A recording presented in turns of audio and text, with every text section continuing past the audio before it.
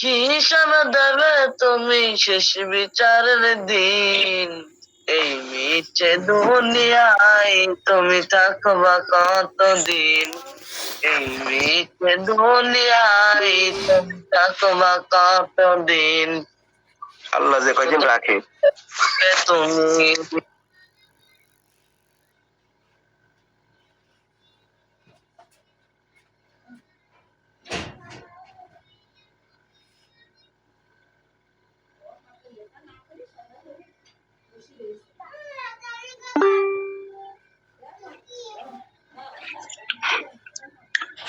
আসসালামু আলাইকুম ওয়া রাহমাতুল্লাহি ওয়া বারাকাতুহু।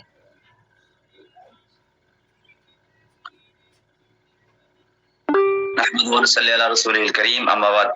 আলহামদুলিল্লাহ,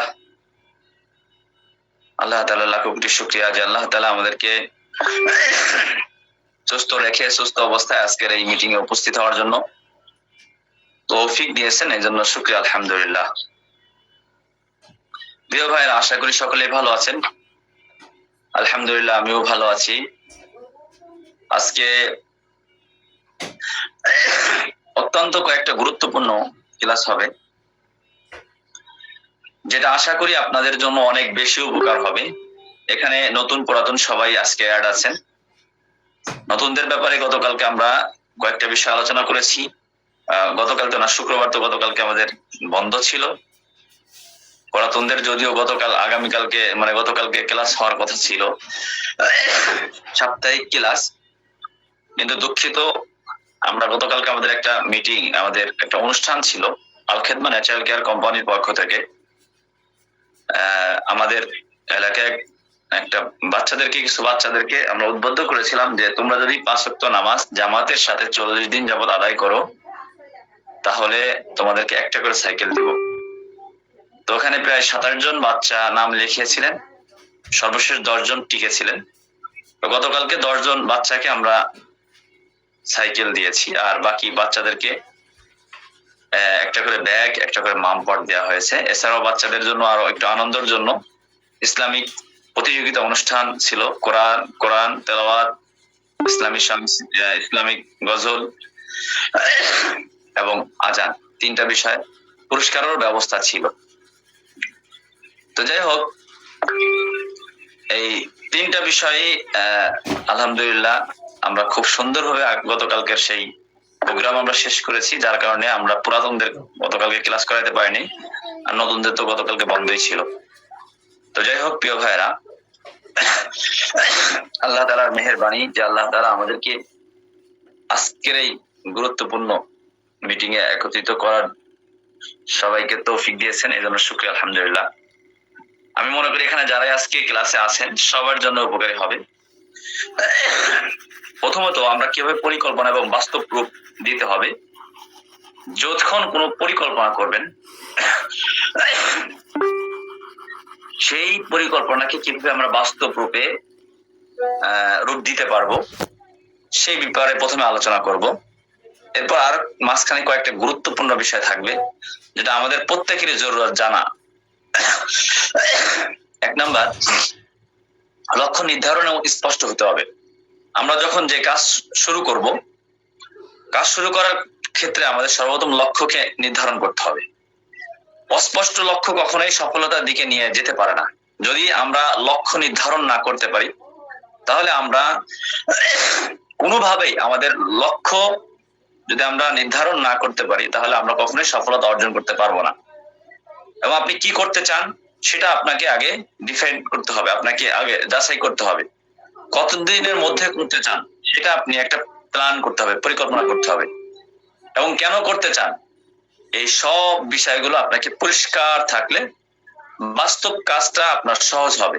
যখন আপনি কোনো কাজ শুরু করবেন, যদি এই কয়টা জিনিস মাথায় রাখেন, লক্ষ্যটাকে নির্ধারণ করবেন, স্পষ্ট করবেন, আপনি কি করতে চান, কতদিনের মধ্যে করতে চান, কেন করতে চান, এই সব বিষয়গুলো যদি পরিষ্কার থাকে, তাহলে আমরা যে কোনো কাজে পরিকল্পনা করে, যে কোনো কাজ করে আমরা আমাদের কাজগুলো সহজভাবে আমরা করতে পারবো। 2 নম্বর, ছোট ছোট ধাপে কাজ শুরু করতে হয়। অনেক সময় বড় পরিকল্পনা থেকে না যেয়ে মানুষ অনেক সময় বড় পরিকল্পনাকে ভয় পায়। ভয় পায়, সেজন্য তারা বড় পরিকল্পনা না করে ছোট ছোট পরিকল্পনা যদি করা হয় তাহলে আমরা লক্ষ্যে পৌঁছাতে পারবো। লক্ষ্য ছোট ছোট কাজের তালিকায় ভাগ করতে হবে। যখন কোনো কাজ করবেন তখন আমাদের যেই কাজগুলোকে ছোট্ট ছোট্ট করে তালিকা করে ভাগ করে নিতে হবে। প্রতিদিন অল্প করে করতে হবে, করলে এক সময় আপনার কাজ সম্পূর্ণ হবে। এভাবে আমাদের স্বপ্নগুলোকে বাস্তবায়ন রূপ দিতে হবে।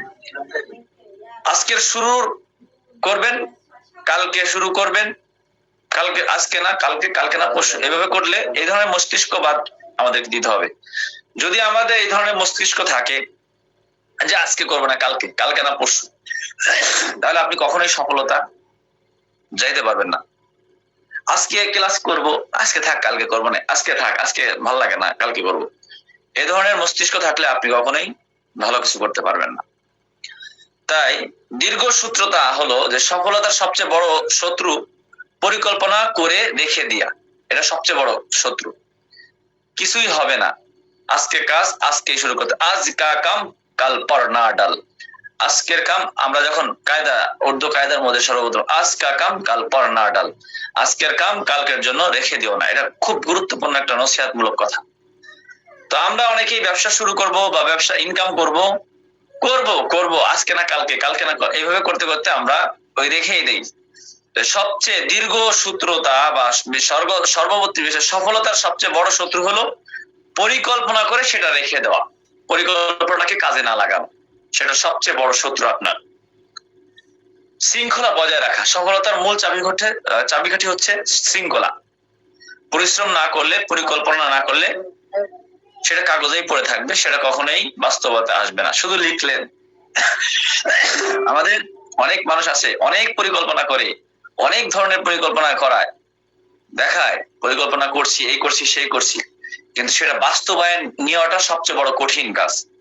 শৃঙ্খলা বজায় রেখে সফলতার সবচেয়ে বড় মূল কাঠি।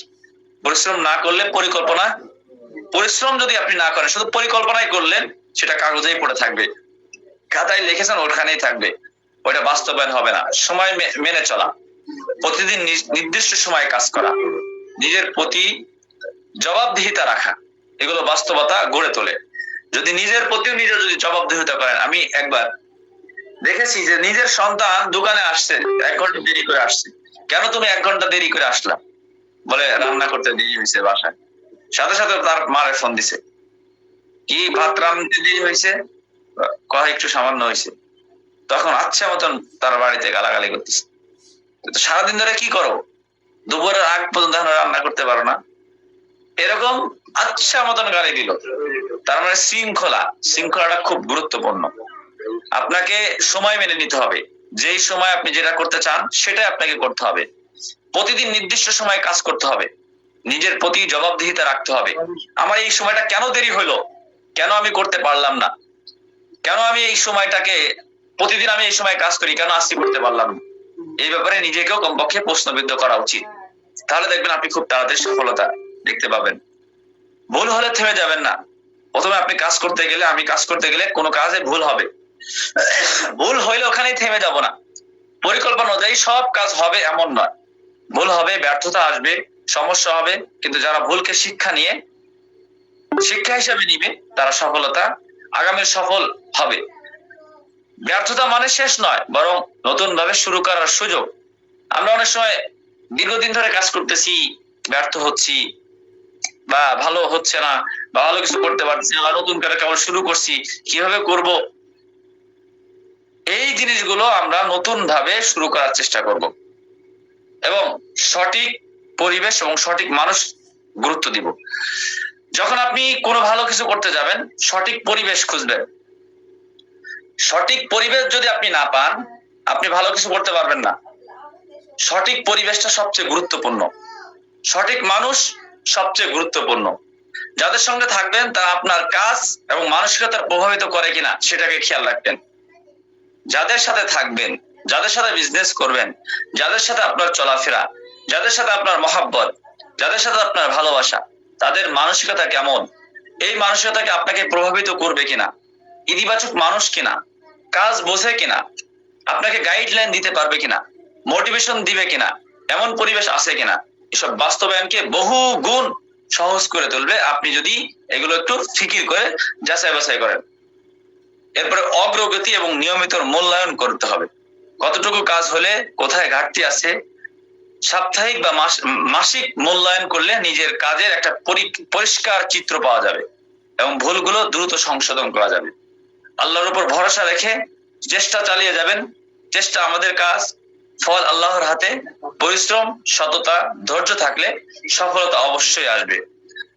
বিশেষ করে শেষ কথা হলো, বিশেষ করে যে পরিকল্পনা হলো স্বপ্ন দেখার সূচনা, কিন্তু পরিকল্পনা, পরিশ্রম, শৃঙ্খলা, ধৈর্য, বাস্তব সফলতা।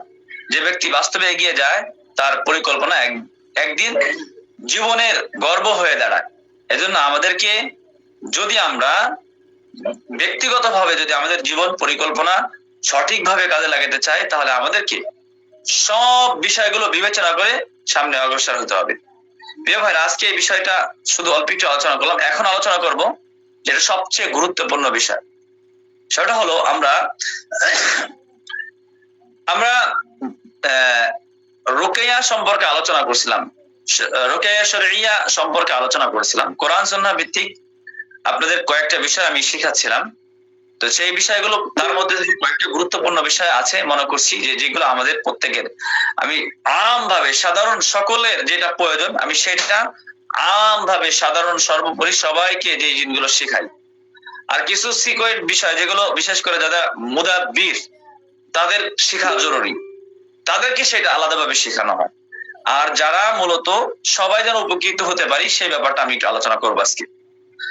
আমরা ইতিপূর্বে রোগ নির্ণয় সম্পর্কে আলোচনা করেছি, কিভাবে রোগ নির্ণয় করতে হয়, কিভাবে কোন কোন আয়াতগুলো রুকায়ার আমল, কোন কোন আয়াতগুলো দিয়ে রুকায়া করা হয়, জাদু ধ্বংস করার আয়াতগুলো আলোচনা করা হয়েছে, বাচ্চাদের জিনের সমস্যা হলে আলোচনা করা হয়েছে, জাদু টানার সমস্যা হলে আলোচনা করা হয়েছে।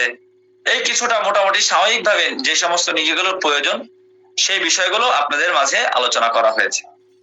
আজকে আলোচনা করব আমাদের সবচেয়ে গুরুত্বপূর্ণ সম্পর্ক হচ্ছে স্বামী স্ত্রীর সম্পর্ক। স্বামী স্ত্রীর সম্পর্ক অনেক সময় শয়তানিয়তের মাধ্যমে স্বামী স্ত্রীর মহব্বত ভালোবাসা নষ্ট করে দেয়। এটা আমাদের অধিকাংশ পরিবারের মধ্যে সেই সমস্যাগুলো হয়, স্বামী স্ত্রীর সম্পর্ক নষ্ট করে। এটাকে আমরা কোরআন সুন্নাহ ভিত্তিক কোন কোন আমলের মাধ্যমে, দাম্পত্য জীবন আল্লাহর একটা বড় নিয়ামত, মাঝে মাঝে ভুল বোঝাবুঝি হয়, রাগ হয়, আঘাত হয়, ঝগড়া হয়, এগুলো স্বাভাবিক। কিন্তু ইসলাম আমাদের শিখিয়েছে কিভাবে সম্পর্ক টিকিয়ে রাখতে হয়, হৃদয়ের ভালোবাসা ফিরিয়ে আনা যায় কিভাবে, এটা ইসলাম আমাদেরকে শিক্ষা দিয়েছে। এজন্য এই বিষয়টা একটা গুরুত্বপূর্ণ। আপনার কাছে আসে অনেক মানুষ, অনেকে ইমাম সাহেব আছেন, যে হুজুর আমাদের স্বামী স্ত্রীর মধ্যে খুব ঝামেলা, আমরা একজনকে ঠিক রাখতে পারি না, আমাদের মধ্যে মহব্বত ভালোবাসা নাই।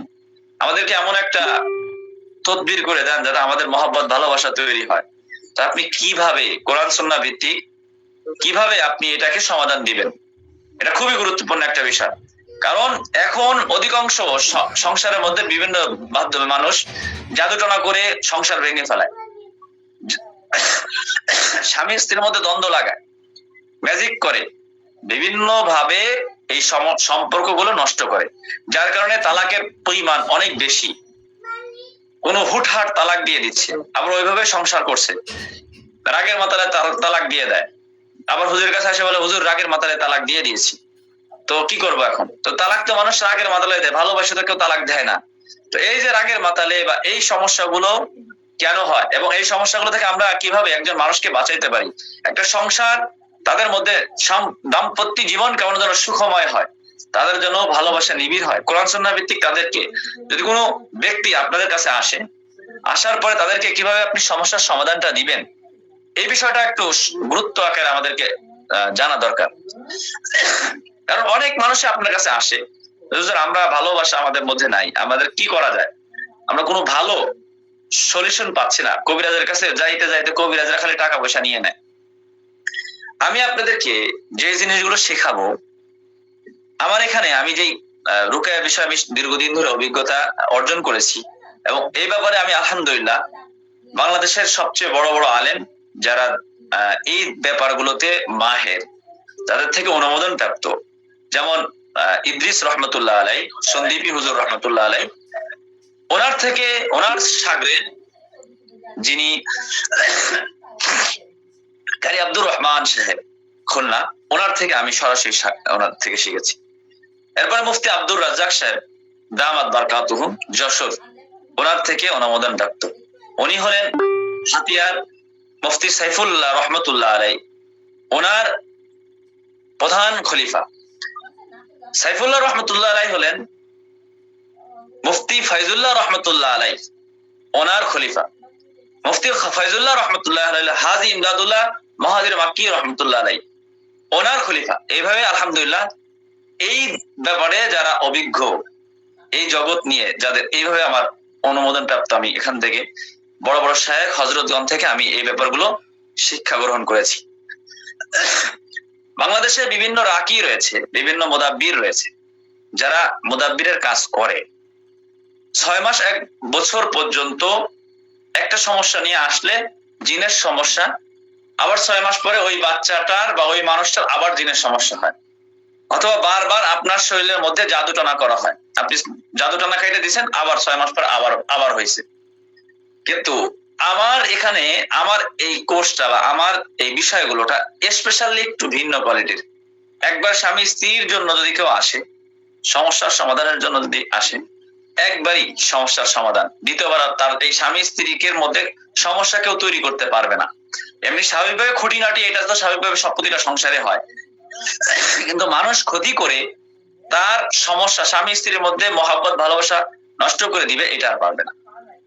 জিনের রোগী একবারই আসবে, দ্বিতীয়বার আর ওই রোগী অন্য যতদিন বেঁচে থাকবে, মুসলমান থাকবে, যতদিন ইমানের সাথে থাকবে, ততদিন পর্যন্ত তার আর অন্য কোনো কবিরাজের কাছে যেতে হবে না। কোরআনের মাধ্যমে কোনো তাবিজ তোমার কিচ্ছু দেওয়া হবে না, কোরআনের আমলের মাধ্যমে তাকে চিকিৎসা করে দেওয়া হবে, যেটা আমার কাছে স্পেশালি আছে। এটা অন্য অন্য রাকিদের কাছে নাই। রাকিরা সবাই কোরআন সুন্নাহ ভিত্তিক আমল কি করে, তদবির করে, কিন্তু আমার কাছে স্পেশালি এই জিনিসটুকু আছে। এছাড়া আমার কাছে ওরকম কোনো জিনিস নাই। মোটামুটি সবাই যেরকম করে আমারটাও সেম কাছাকাছি, কিন্তু আমি যে কাজগুলো করি, কিন্তু আমি এটাকে পেশাগত ভাবে নেই। আমার যেহেতু আল খেদমা ন্যাচারাল কেয়ার কোম্পানি রয়েছে, আমি ওইভাবে উলামা ইকরামদেরকে নিয়ে আলাদাভাবে খেদমত করছি, এই ব্যাপারটা আমি পেশাগত ভাবে নেই।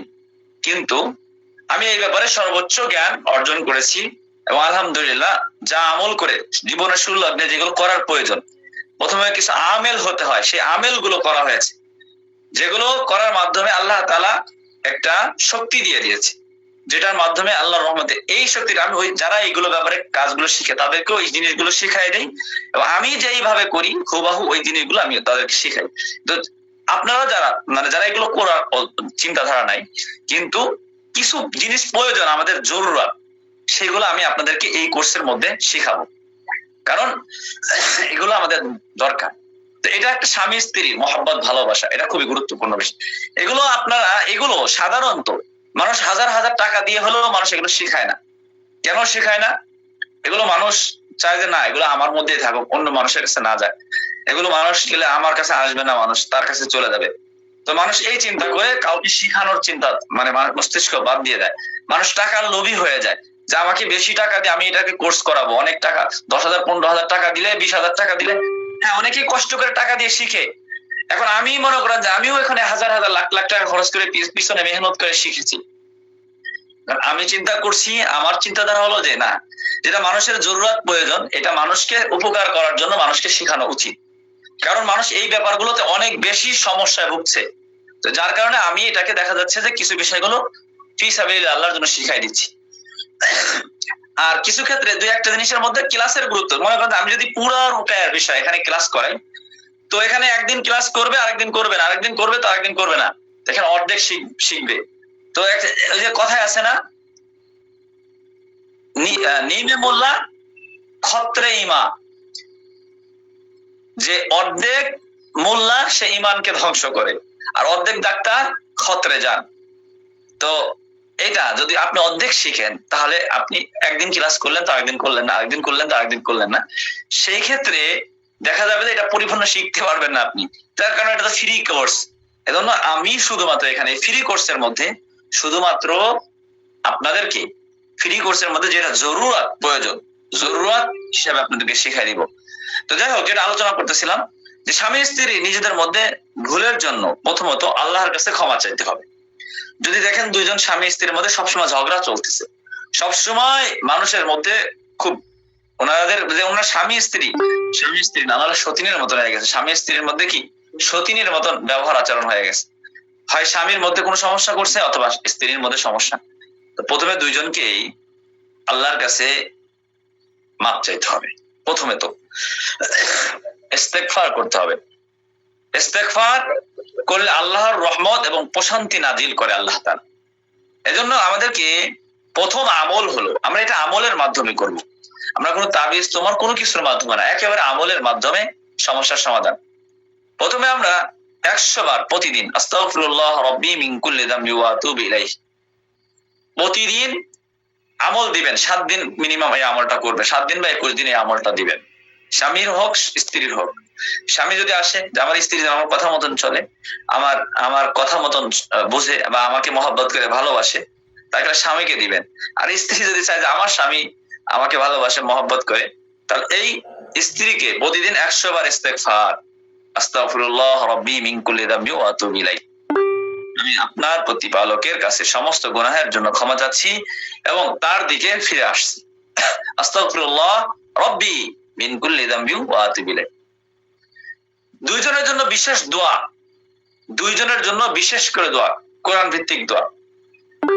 প্রথমত আমরা ঝগড়া বিবাদ মনোমালিন্য দূর করার জন্য সবচেয়ে শক্তিশালী দোয়া, সবচেয়ে শক্তিশালী দোয়া ঝগড়া বিবাদ মনোমালিন্য, এইটাকে যাকে দিবেন আগে তাকে মস্তিষ্ক তৈরি করবেন যে এই যে আমলটা দিচ্ছি যদি আপনি ইয়াকিন আর বিশ্বাসের সাথে করেন এবং যেটা আমি আপনাদের দিয়ে দিব, আপনাদের মধ্যে ইনশাআল্লাহ কোরআনের মাধ্যমে আপনার অবশ্যই মহব্বত ভালোবাসা এবং শয়তানিয়া দূর হয়ে যাবে। মাঝখানে যে শয়তান আপনাদের মধ্যে যে ঝামেলাটা করছে, এই শয়তানের সুযোগ জীবনে আপনাদের দুইজন বেঁচে থাকাকালীন জীবনে আর কোনোদিন হবে না, এটা আপনারা নিশ্চিত থাকবেন। এটা কোরআনের মাধ্যমে আপনাদের মহব্বত ভালোবাসা তৈরি হবে। মাঝখানে শয়তান আপনাদের দুইজনের মাঝখানে বিবাদ সৃষ্টি করতে পারবে না, ঝগড়া বিবাদ তৈরি করতে পারবে না। এটা হলো কোরআনের মধ্যে সবচেয়ে ভালো দোয়া। সেটা হলো রব্বানা লা তুযগি কুলুবানা বা'দা ইয হাদাইতানা। এই দোয়াটা, হে আমাদের প্রতিপালক, হেদায়েত দেওয়ার পর আমাদের অন্তরকে বিপথে নিও না, এই দোয়াটা পড়তে দিতে হবে। এবং সূরা ফুরকানের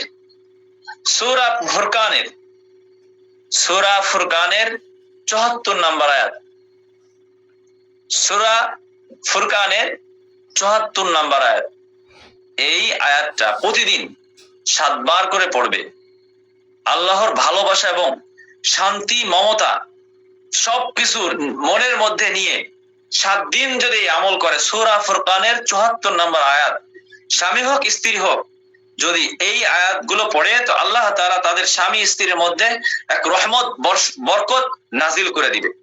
তাদের মধ্যে মহব্বত ভালোবাসা মনে হবে যে কেবল মাত্র বিয়ে করে নিয়ে আসছে, 30 বছর 40 বছর 50 বছর ধরে বিয়ে হয়েছে, কিন্তু এই আমলটা করার সঙ্গে সঙ্গে স্বামী এবং স্ত্রীর মধ্যে ভালোবাসা মনে হবে আজকে বাসর ঘর আমাদের। এরকম মহব্বত আর ভালোবাসা তৈরি করে দিবে আল্লাহ তাআলা। সূরা ফুরকানের 74 নম্বর আয়াত যদি 7 দিন যাবত 7 বার করে পড়বে, পরে আল্লাহর কাছে দোয়া করবে। যে কোনো নামাজের পরে প্রতিদিন যে কোনো একটা নামাজের পরে 7 বার করে পড়ে আল্লাহর কাছে দোয়া করবে। আল্লাহ তাআলা স্বামী স্ত্রীর মধ্যে এক মহব্বত আর ভালোবাসা, এমন এক মহব্বত আর ভালোবাসা তৈরি করে দিবে যেটা ইতিপূর্বে হয়তো জীবনে কোনদিন ছাড়া বুঝতেই পারে না যে আমাদের মধ্যে এত মহব্বত ভালোবাসা, একজন একজনকে ছাড়া বাঁচবেই না। এরকম মহব্বত ভালোবাসা আল্লাহ তাআলার পক্ষ থেকে। এবং এদের মধ্যে যে শয়তান ছিল, শয়তানকে আল্লাহ তাআলা এই আয়াতের মাধ্যমে শয়তান তাদের মধ্যে আর কোনোভাবেই প্রবেশ করতে পারবে না, ঝগড়া বিবাদ ঢুকাইতে পারবে না। এই আমলটা ইয়াকিন আর বিশ্বাসের সাথে যদি কোরআনের মাধ্যমে যদি যদি আপনারা দিতে পারেন, বলতে পারেন, অবশ্যই তারা এই সমস্যার সমাধান থেকে বেরিয়ে আসবে। স্বামী স্ত্রীর মধ্যে ভালোবাসা বাড়ানোর জন্য সুন্নতি আমল রয়েছে, সে আমলগুলো দিয়ে দিবেন। প্রথমত 1 নম্বর সালাম, মধুর কথা। স্ত্রীকে বলবেন আপনি আপনার স্বামী আসলেই সালাম দিবেন, তার সাথে সুন্দর কথা বলবেন। রাসূলুল্লাহ সাল্লাল্লাহু আলাইহি ওয়াসাল্লাম বলেছেন ভালোবাসা বাড়ানোর জন্য সবচেয়ে সহজ কাজ হলো সালাম প্রচার করা। যে বেশি বেশি সালাম দিবে সে অহংকার থেকে মুক্তি পাবে এবং তার মধ্যে মহব্বত ভালোবাসা তৈরি হবে। শত্রুকেও বারবার সালাম দিবেন, তো আল্লাহ রাসূল বলেছেন শত্রু আপনার বন্ধু হয়ে যাবে। শত্রুকেও যদি সালাম দেওয়া হয়, এজন্য স্বামী হোক স্ত্রী হোক, যদি স্ত্রী তার স্বামীকে বারবার সালাম দেয় দেখবেন মহব্বত ভালোবাসা তৈরি হবে। স্বামী তার স্ত্রীকে বারবার সালাম দেয়, মহব্বত ভালোবাসা তৈরি হবে। এটা আল্লাহ তাআলার পক্ষ থেকে হবে। 2 নম্বর, একে অপরের জন্য দোয়া করতে হবে। গোপনে সৎ উদ্দেশ্যে দোয়া করলে, যদি আপনি গোপনে আল্লাহর কাছে দোয়া করতে থাকেন, আল্লাহ তাআলা কাছে দোয়া করবেন গোপনে, আর এই দোয়ার মধ্যে আমিন আমিন বলতে থাকবে ফেরেশতাগণ।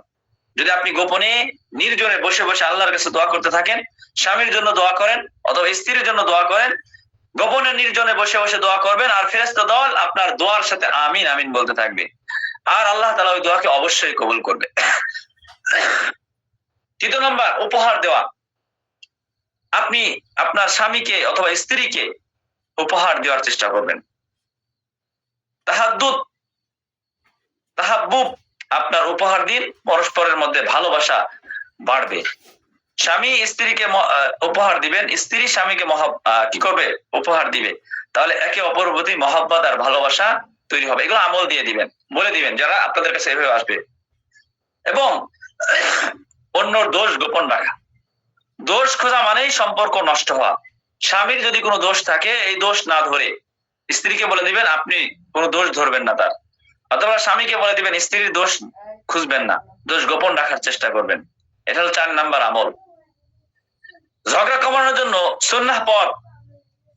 যদি আমরা আমাদের ঝগড়াই হয়, ঝগড়া হওয়ার জন্য, এটা থেকে বাঁচার জন্য আমরা সুন্নাত পথ দেখাই দিব। রাগ উঠলে বসে যেতে বলবো, যে আপনার রাগ উঠেছে আপনি বসে যাবেন, বসে থাকলে শুয়ে পড়বেন, শুয়ে থাকলে তারপর রাগ উঠছে ওযু করবেন, নীরব থাকবেন, দুজন আলাদা হয়ে যাবেন, বা 10 মিনিট শান্ত হয়ে যাবেন। যদি খুব বেশি রাগ হচ্ছে তাহলে ওই রাগের মাথায় অনেক সময় দুর্ঘটনা ঘটে যায়। আপনি 5 মিনিট 10 মিনিটের জন্য বাইরে চলে যাবেন, দেখবেন যে রাগ শান্ত হওয়ার পরে চলে আসবেন। এগুলো ছিল আমাদের রাসূল সাল্লাল্লাহু আলাইহি সাল্লামের শিক্ষা। আল্লাহ রাসূল এই শিক্ষাগুলো দিয়ে গেছেন। যদি আমাদের ঝগড়া কমানোর জন্য এই সুন্নাহ পথগুলো আমরা, যদি রাগ উঠলে বসে যাবেন, রাগ উঠলে শুয়ে পড়বেন, ওযু করবেন, নীরব থাকবেন, প্রয়োজনে দুইজনে আলাদা হয়ে যাবেন, এগুলো করলে অল্প সময়ের মধ্যে আপনাদের রাগ থেমে যাবে। এখন আসেন আমরা শরীয়ত সম্মত কিভাবে আমরা রুকায়া করব। স্বামী স্ত্রীর মধ্যে ভালোবাসা মহব্বত পয়দা করার জন্য কিভাবে আমরা শরীয়ত সম্মত রুকায়া করতে পারি। স্বামী স্ত্রীর মধ্যে শয়তান বেশি ওয়াসওয়াসা দেয়, এই জন্য রুকায়া খুবই গুরুত্বপূর্ণ। তদবির, সুন্নাহ ভিত্তিক তদবির খুব বেশি উপকারী। রুকায়াকার সম্পূর্ণ পদ্ধতি যেটা আপনি করবেন কোরআন সুন্নাহ ভিত্তিক। যদি একজন স্বামী স্ত্রী আসে আপনার কাছে, এরকম গ্লাসে করে পানি নিয়ে আসবে, পানি নিয়ে আসার পরে আপনি কোন কোন আমলের মাধ্যমে স্বামী স্ত্রীর মহব্বত ভালোবাসার জন্য এই পানিটা পড়ে দিবেন, আপনি কি কি আমল করে দিবেন, এটা খুবই গুরুত্বপূর্ণ। আচ্ছা, এই বিষয়টা কি আপনাদের কেমন, মানে এগুলো কি আপনাদের জানা প্রয়োজন কিনা, আমি একটু শুনতে চাই। যে আপনাদের, আমি মেসেজ অপশন চালু করলাম, আপনাদের কি এগুলো জানার মনে করতেছেন যে এগুলো আমাদের জানা দরকার? আপনারা কি বলেন, বলবো নাকি এগুলো বাদ দিব, নাকি ডিজিটাল মার্কেটিং এ যাব?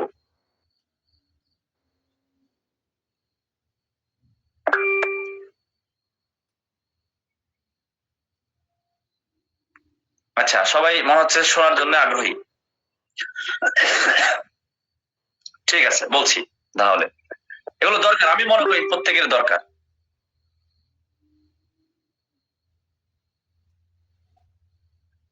আচ্ছা, কারণ ক্লাস চলাকালীন হলো আমরা ক্লাসের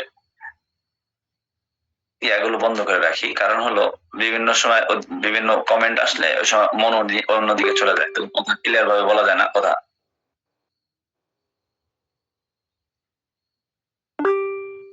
আচ্ছা, যখন প্রশ্ন করার সুযোগ দিব তখন আপনারা প্রশ্ন করবেন। তাহলে আমরা কিভাবে আমরা স্বামী স্ত্রীর মধ্যে রুকায়া করব, কি কি পড়ে আমরা এই স্বামী স্ত্রীকে পানি পড়ে দিব, এটা খুবই গুরুত্বপূর্ণ। প্রথমত আমরা সূরা ফাতিহা 7 বার পড়বো।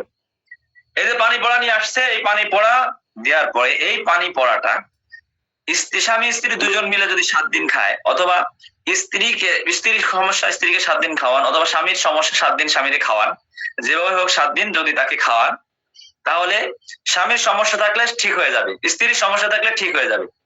তাহলে এখন এই পানি পড়াটা কোন কোন আয়াতের মাধ্যমে তাকে আপনি রুকায়া করাবেন, এই পানি পড়াটা যে খাবে? প্রথমে সূরা ফাতিহা 7 বার, প্রথমে কয়েকবার ইস্তেগফার পড়ে নেবেন। এটা প্রতিটা আমলের শুরুতেই ইস্তেগফার এবং দুরূদ শরীফ পড়ে না উত্তম। কয়েকবার ইস্তেগফার পড়ে ফু দিয়ে নেবেন, কয়েকবার দুরূদ শরীফ পড়ে ফু দিয়ে নেবেন। এরপরে সূরা ফাতিহা 7 বার পড়বেন, আয়াতুল কুরসি 1 বার পড়বেন,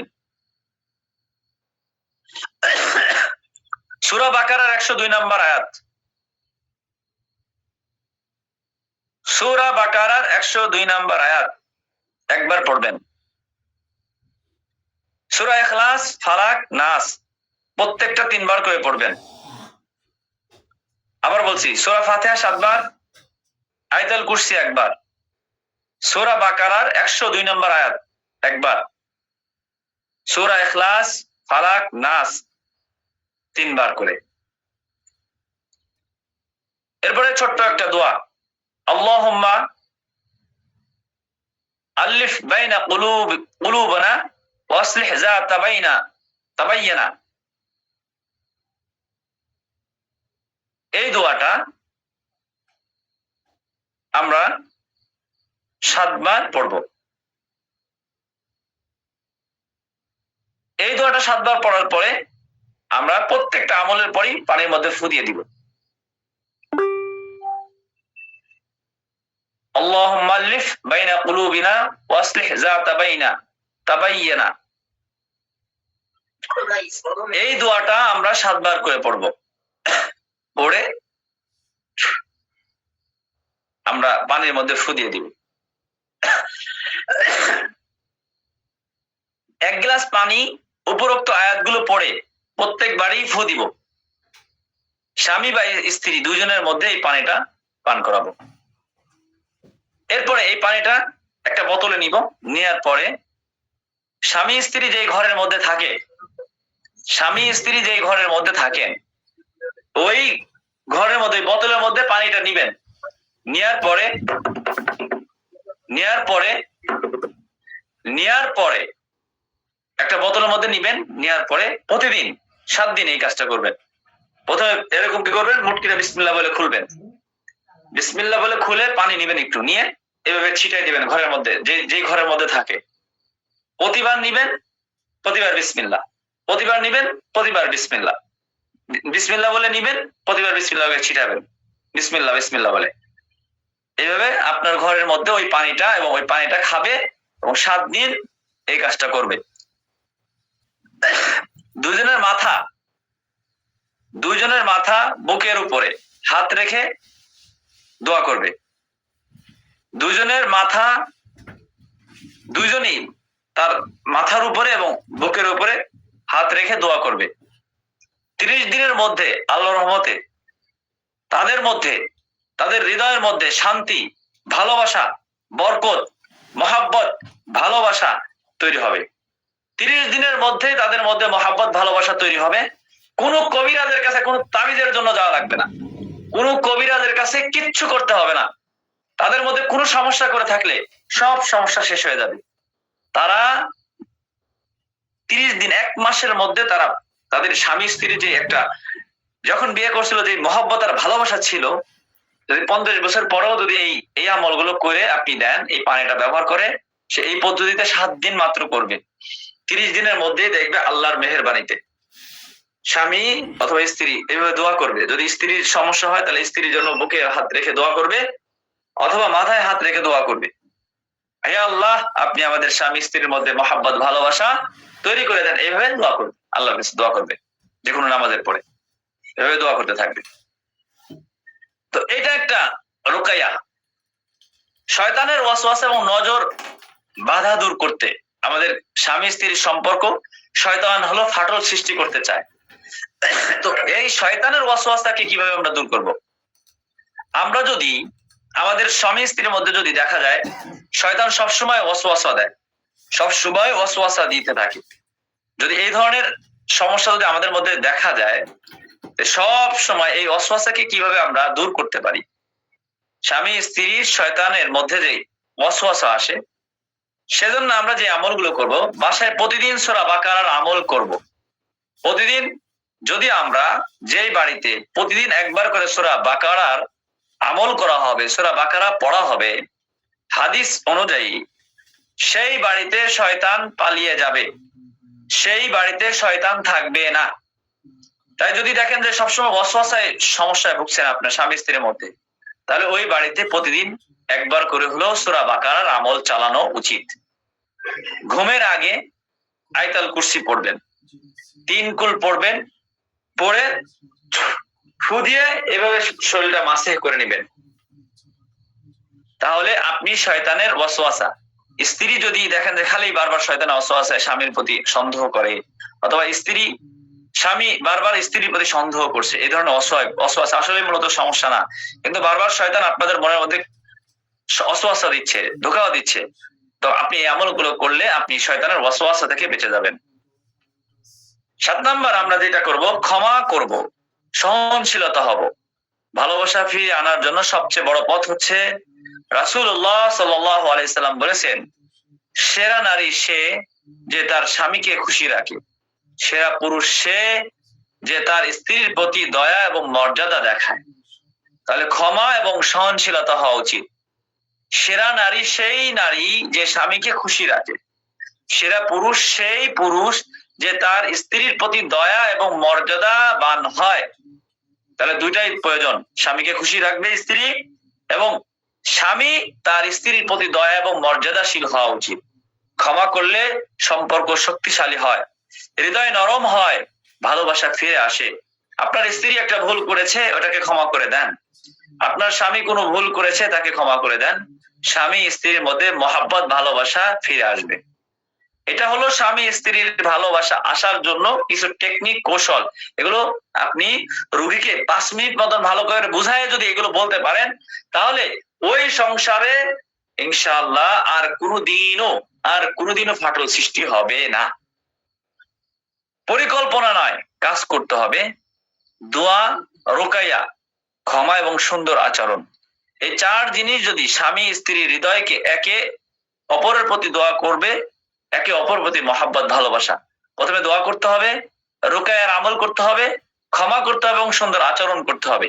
দোয়া, রুকাইয়া, ক্ষমা এবং সুন্দর আচরণ, এই আমলগুলো করলে কোনো স্বামী স্ত্রীর ঘরে, কোনো স্বামী স্ত্রীর মধ্যে ঝামেলা কখনোই হবে না। ভালোবাসা সৃষ্টি হবে, মহাব্বত পয়দা হবে, কোনো শয়তানের ওয়াসওয়াসা আসবে না, শয়তান ধোঁকা দিতে পারবে না। এইটা আমাদের স্বামী স্ত্রীর মধ্যে। এখন আসেন, স্বামী স্ত্রীর পর আমাদের স্বামী স্ত্রীর মহব্বত ভালোবাসা ভালো করছেন মাশাআল্লাহ, কিন্তু আপনার বাচ্চার সমস্যা। বাচ্চার কি সমস্যা? বাচ্চা দৈনন্দিন এই শীতকালীন অবস্থায় দৈনন্দিন বাচ্চা পেশাব করে বিছানায়, যেই সমস্যা। এখন যদি ল্যাপের মধ্যে পেশাব করে, তাহলে আপনার বিষয়টা আপনার স্ত্রীর জন্য প্রতিদিন কষ্টকর বিষয় কিনা? প্রতিদিন রাতে বিছানায় পেশাব করে দিচ্ছে। বড় বাচ্চা বড় হয়ে গেছে, তারপরে এখনো বিছানায় পেশাব করে, একটা বড় সমস্যা। এটার সমস্যার জন্য আমরা রুকাইয়া করতে পারি, কোরআন সুন্নাহ ভিত্তিক বাচ্চার এই সমস্যা দূর করতে পারি। কিছু টেকনিক রয়েছে, যে টেকনিক গুলো অবলম্বন করলে, এবং কিছু কৌশল রয়েছে, যে কৌশলগুলো অবলম্বন করলে বাচ্চাদের কি হবে না, বাচ্চারা বিছানায় পেশাব করবে না। বাচ্চা বিছানায় পেশাব করবে না, বাচ্চা রাত্রে চিৎকার করে চিল্লায়, হঠাৎ ঘুম থেকে চিল্লায় উঠে। এই সমস্যাগুলো কিন্তু আমাদের অনেক বাচ্চাদেরই হয়ে থাকে। এই সমস্যাগুলোর সমাধানের জন্য এই সমস্যাগুলো সমাধানের জন্য আমাদের চিকিৎসা রোকায়া রয়েছে। যারা বাচ্চা, যে সমস্ত বাচ্চারা রাতে ঘুমায়, ভয় পায়, কাঁদে, চিৎকার করে, বিছানায় পেশাব করে, ইসলামের দৃষ্টিতে এগুলো হতে পারে, কারণ শয়তানের ক্রমন্তরণা এগুলো হতে পারে, নজর বা বদ নজর পড়লে এগুলো হতে পারে, ভয় বা মানসিক চাপের কারণে হতে পারে, রাতের বেলায় ওয়াসওয়াসা, বাচ্চা স্বপ্নে দেখতেছে যে, স্বপ্নের মধ্যে দেখতেছে যে ওই স্কুলের বারান্দার পাশে দাঁড়ায় দাঁড়ায় পেশাব করতেছে বা বসে কোণে পেশাব করতেছে, সকালবেলা উঠে থাকে বিছানা পুরা বাসায় দিছে। তো এরকম এটা হলো ওয়াসওয়াসার কারণে বাচ্চাদেরকে এই সমস্যাগুলো হতে পারে। রাসূলুল্লাহ সাল্লাল্লাহু আলাইহি সাল্লাম এসব সমস্যার সমাধানের জন্য কিছু গুরুত্বপূর্ণ দোয়া এবং আমল এবং রুকায়ের নির্দেশ দিয়েছিলেন, যেই আমলগুলো করার মাধ্যমে বাচ্চা এই ধরনের সমস্যা, বাচ্চা বিছানায় পেশাব করবে না, বাচ্চা চিল্লায় উঠবে না, বাচ্চার বদনজর, বাচ্চার বিভিন্ন সমস্যা, এগুলো থেকে রাসূলের দিক নির্দেশনা যদি কেউ মানে, আর এই বাচ্চা থাকাকালীন পর্যন্ত তার আর সমস্যা হবে না ইনশাআল্লাহ। এটা ইয়াকিন আর বিশ্বাসের সাথে তার গার্জিয়ানকে যদি বুঝায় বলতে পারেন যে বাচ্চাকে আমি আজকের যে ট্রিটমেন্টটা দিয়ে দিব, যে আমলগুলো আপনাকে দিয়ে দিব এবং যেই পদ্ধতিগুলো বলে দিব, এইগুলো যদি কোনো বাচ্চাকে সঠিকভাবে করানো হয়, রাসূলুল্লাহ সাল্লাল্লাহু আলাইহি সাল্লাম বলেছেন রাসূলের দিক নির্দেশনাগুলো সঠিক, এটা সারা পৃথিবীর মানুষ যদি বলে যে এইটা করলে হবে না, কিন্তু আল্লাহ রাসূল বলেছেন এটা করলে বাচ্চা সুস্থ থাকবে, আমরা বিশ্বাস করব কোনটাকে? অবশ্যই আল্লাহ রাসূলের কথাকেই আমরা বিশ্বাস করব। রাসূলের সমস্যা, রাসূল সাল্লাল্লাহু আলাইহি সাল্লাম এসব সমস্যার জন্য কিছু গুরুত্বপূর্ণ দোয়া বলেছেন, কিছু আমল বলেছেন, দিক নির্দেশনা দিয়েছেন, সেগুলো যদি আমরা পঙ্খুনাভাবে আদায় করতে পারি, তাহলে বাচ্চা এই ধরনের সমস্যাগুলো থেকে 100% আল্লাহ রসুলের কথা সত্য, এবং সত্য 100% সকল মানুষ যদি বলে সত্য না, কিন্তু আমরা কোরআন সুন্নাহ ভিত্তিক এটাকে বিশ্বাস করি যে বাচ্চার 100% সমস্যার সমাধান হবেই হবে ইনশাআল্লাহ। তাকে আর কোনোদিন কোনো কবিরাজের কাছে নেওয়া লাগবে না, কোনো তাবিজের কোনো কিছু প্রয়োজন হবে না, এটা আমি নিশ্চিত বলতে পারি। কারণ এটা কোরআনের পাওয়ার, হাদিসের মাধ্যমে, আমলের মাধ্যমে দোয়ার পাওয়ার রয়েছে। আল্লাহ তাআলা এটার মধ্যে একটা শক্তি দিয়েছেন। সবচেয়ে প্রথম কাজ হচ্ছে বাচ্চাকে রাতের আমল শেখানো। যদি বাচ্চা কথা বলতে পারে, বাচ্চা মোটামুটি বড় হয়েছে, এরকম অবস্থা যদি তৈরি করতে পারে, তাহলে বাচ্চাকে আমাদের সর্বপ্রথম আমল শিখাইতে হবে। প্রথমে ঘুমের আগে সূরা ফাতিহা পড়ানো শিখতে হবে, যে বাচ্চা তুমি ঘুমানোর আগে সূরা ফাতিহা পড়ে ঘুমাও প্রতিদিন। যদি বাচ্চা পড়তে পারে, এমন বাচ্চা। যদি বাচ্চা না পড়তে পারে, তাহলে বাচ্চার মা বাবা সূরা ফাতিহা পড়বে প্রতিদিন। যে বাচ্চা পড়তে পারে না, তার মা বাবা পড়বে, যে বাচ্চা পারে তাকে প্রতিদিন সূরা ফাতিহা পড়াবে।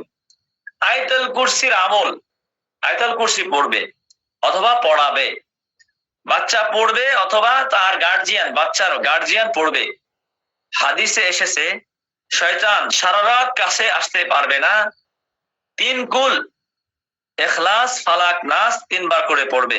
যদি ঘুমানোর আগে সূরা ফাতিহা, আয়াতুল কুরসি পড়ে বাচ্চার শরীরের মধ্যে ফু দেয়, তাহলে ওই বাচ্চার সারা রাত বাচ্চার কাছে আর শয়তান আসতে পারবে না। 3 কুল ইখলাস, ফালাক, নাস, এই 3 কুল 3 বার করে পড়বেন। তারপর বাচ্চার শরীরের মধ্যে ফু দিয়ে, অথবা এভাবে হাত দিয়ে, আপনি যদি বাচ্চা ছোট হয়, ফু দিয়ে বাচ্চার শরীরের মধ্যে কি করবেন? এভাবে মাসিহ করে দিবেন। এভাবে কিছুদিন যদি আপনি আমলগুলো করে যেতে পারেন, তাহলে বাচ্চা থাকাকালীন পর্যন্ত 7 দিন বা 21 দিন এই আমলগুলো যদি টানা করতে পারে, আর বাচ্চাকে প্রতিনিয়ত এই আমলগুলো করে যেতে বলবেন। বাচ্চাকে প্রতিনিয়ত ঘুমানোর আগে আপনিও ছোট থেকেই শেখানোর চেষ্টা করবেন। ঘুমানোর আগে সূরা ফাতিহা পড়াবেন, আয়াতুল কুরসি পড়াবেন, সূরা 3 কুল পড়াবেন, ইখলাস, ফালাক, নাস, এই 3টা আমল করাবেন। তারপর বাচ্চার শরীরকে মাসেহ করে দিবেন, শরীরটাকে পুরো মাসেহ করে দেবেন। এতে করে বাচ্চার ভয়, ডর, দুঃখ, রাতের সমস্যা, রাতে চিল্লায় ওঠে, ফাল দিয়ে ওঠে, আপনাদেরকে ঘুমাইতে দেয় না, এতে করে বাচ্চার এই সমস্যাগুলো দূর হয়ে যাবে। বাচ্চা সুন্দরভাবে সারা রাত ঘুমাবে, বাচ্চার কাছে কোনো শয়তান আসতে পারবে না।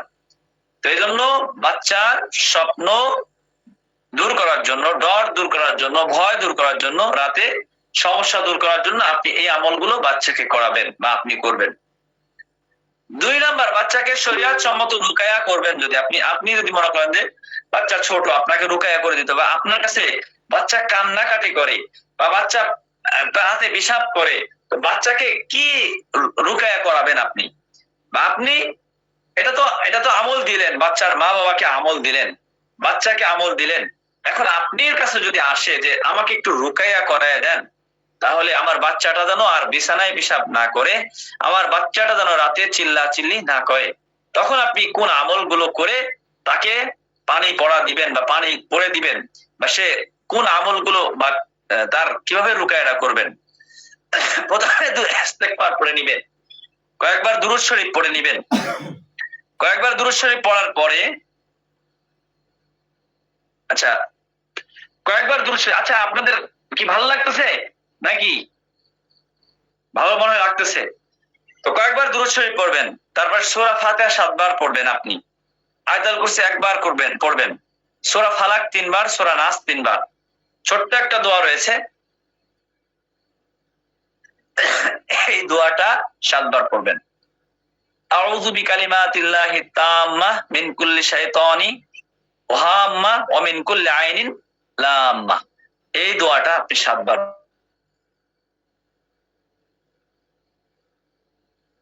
এর দোয়ার অর্থ হলো, আমি তোমাকে আল্লাহর পরিপূর্ণ কালিমা দ্বারা রক্ষা করতে চাই। বাচ্চাকে এইটা মানে এই যে আমি তোমাকে আল্লাহর পরিপূর্ণ কালিমার দ্বারা তোমাকে রক্ষা করতে চাই, বাচ্চাকে আপনি হলো রাকি, আপনি এই দোয়াটা 7 বার পড়বেন। তাহলে সব শয়তান, সব ক্ষতিকর জিনিস, বদনজর এবং সমস্ত ক্ষতিকারক জিনিস থেকে এই পানিটার মধ্যে ফু দেওয়ার পরে 7 বার পরে, দোয়াটা 7 বার পড়ার পরে, দোয়া 7 বার পড়ার পরে পানির মধ্যে কি দিবেন? ফু দিবেন।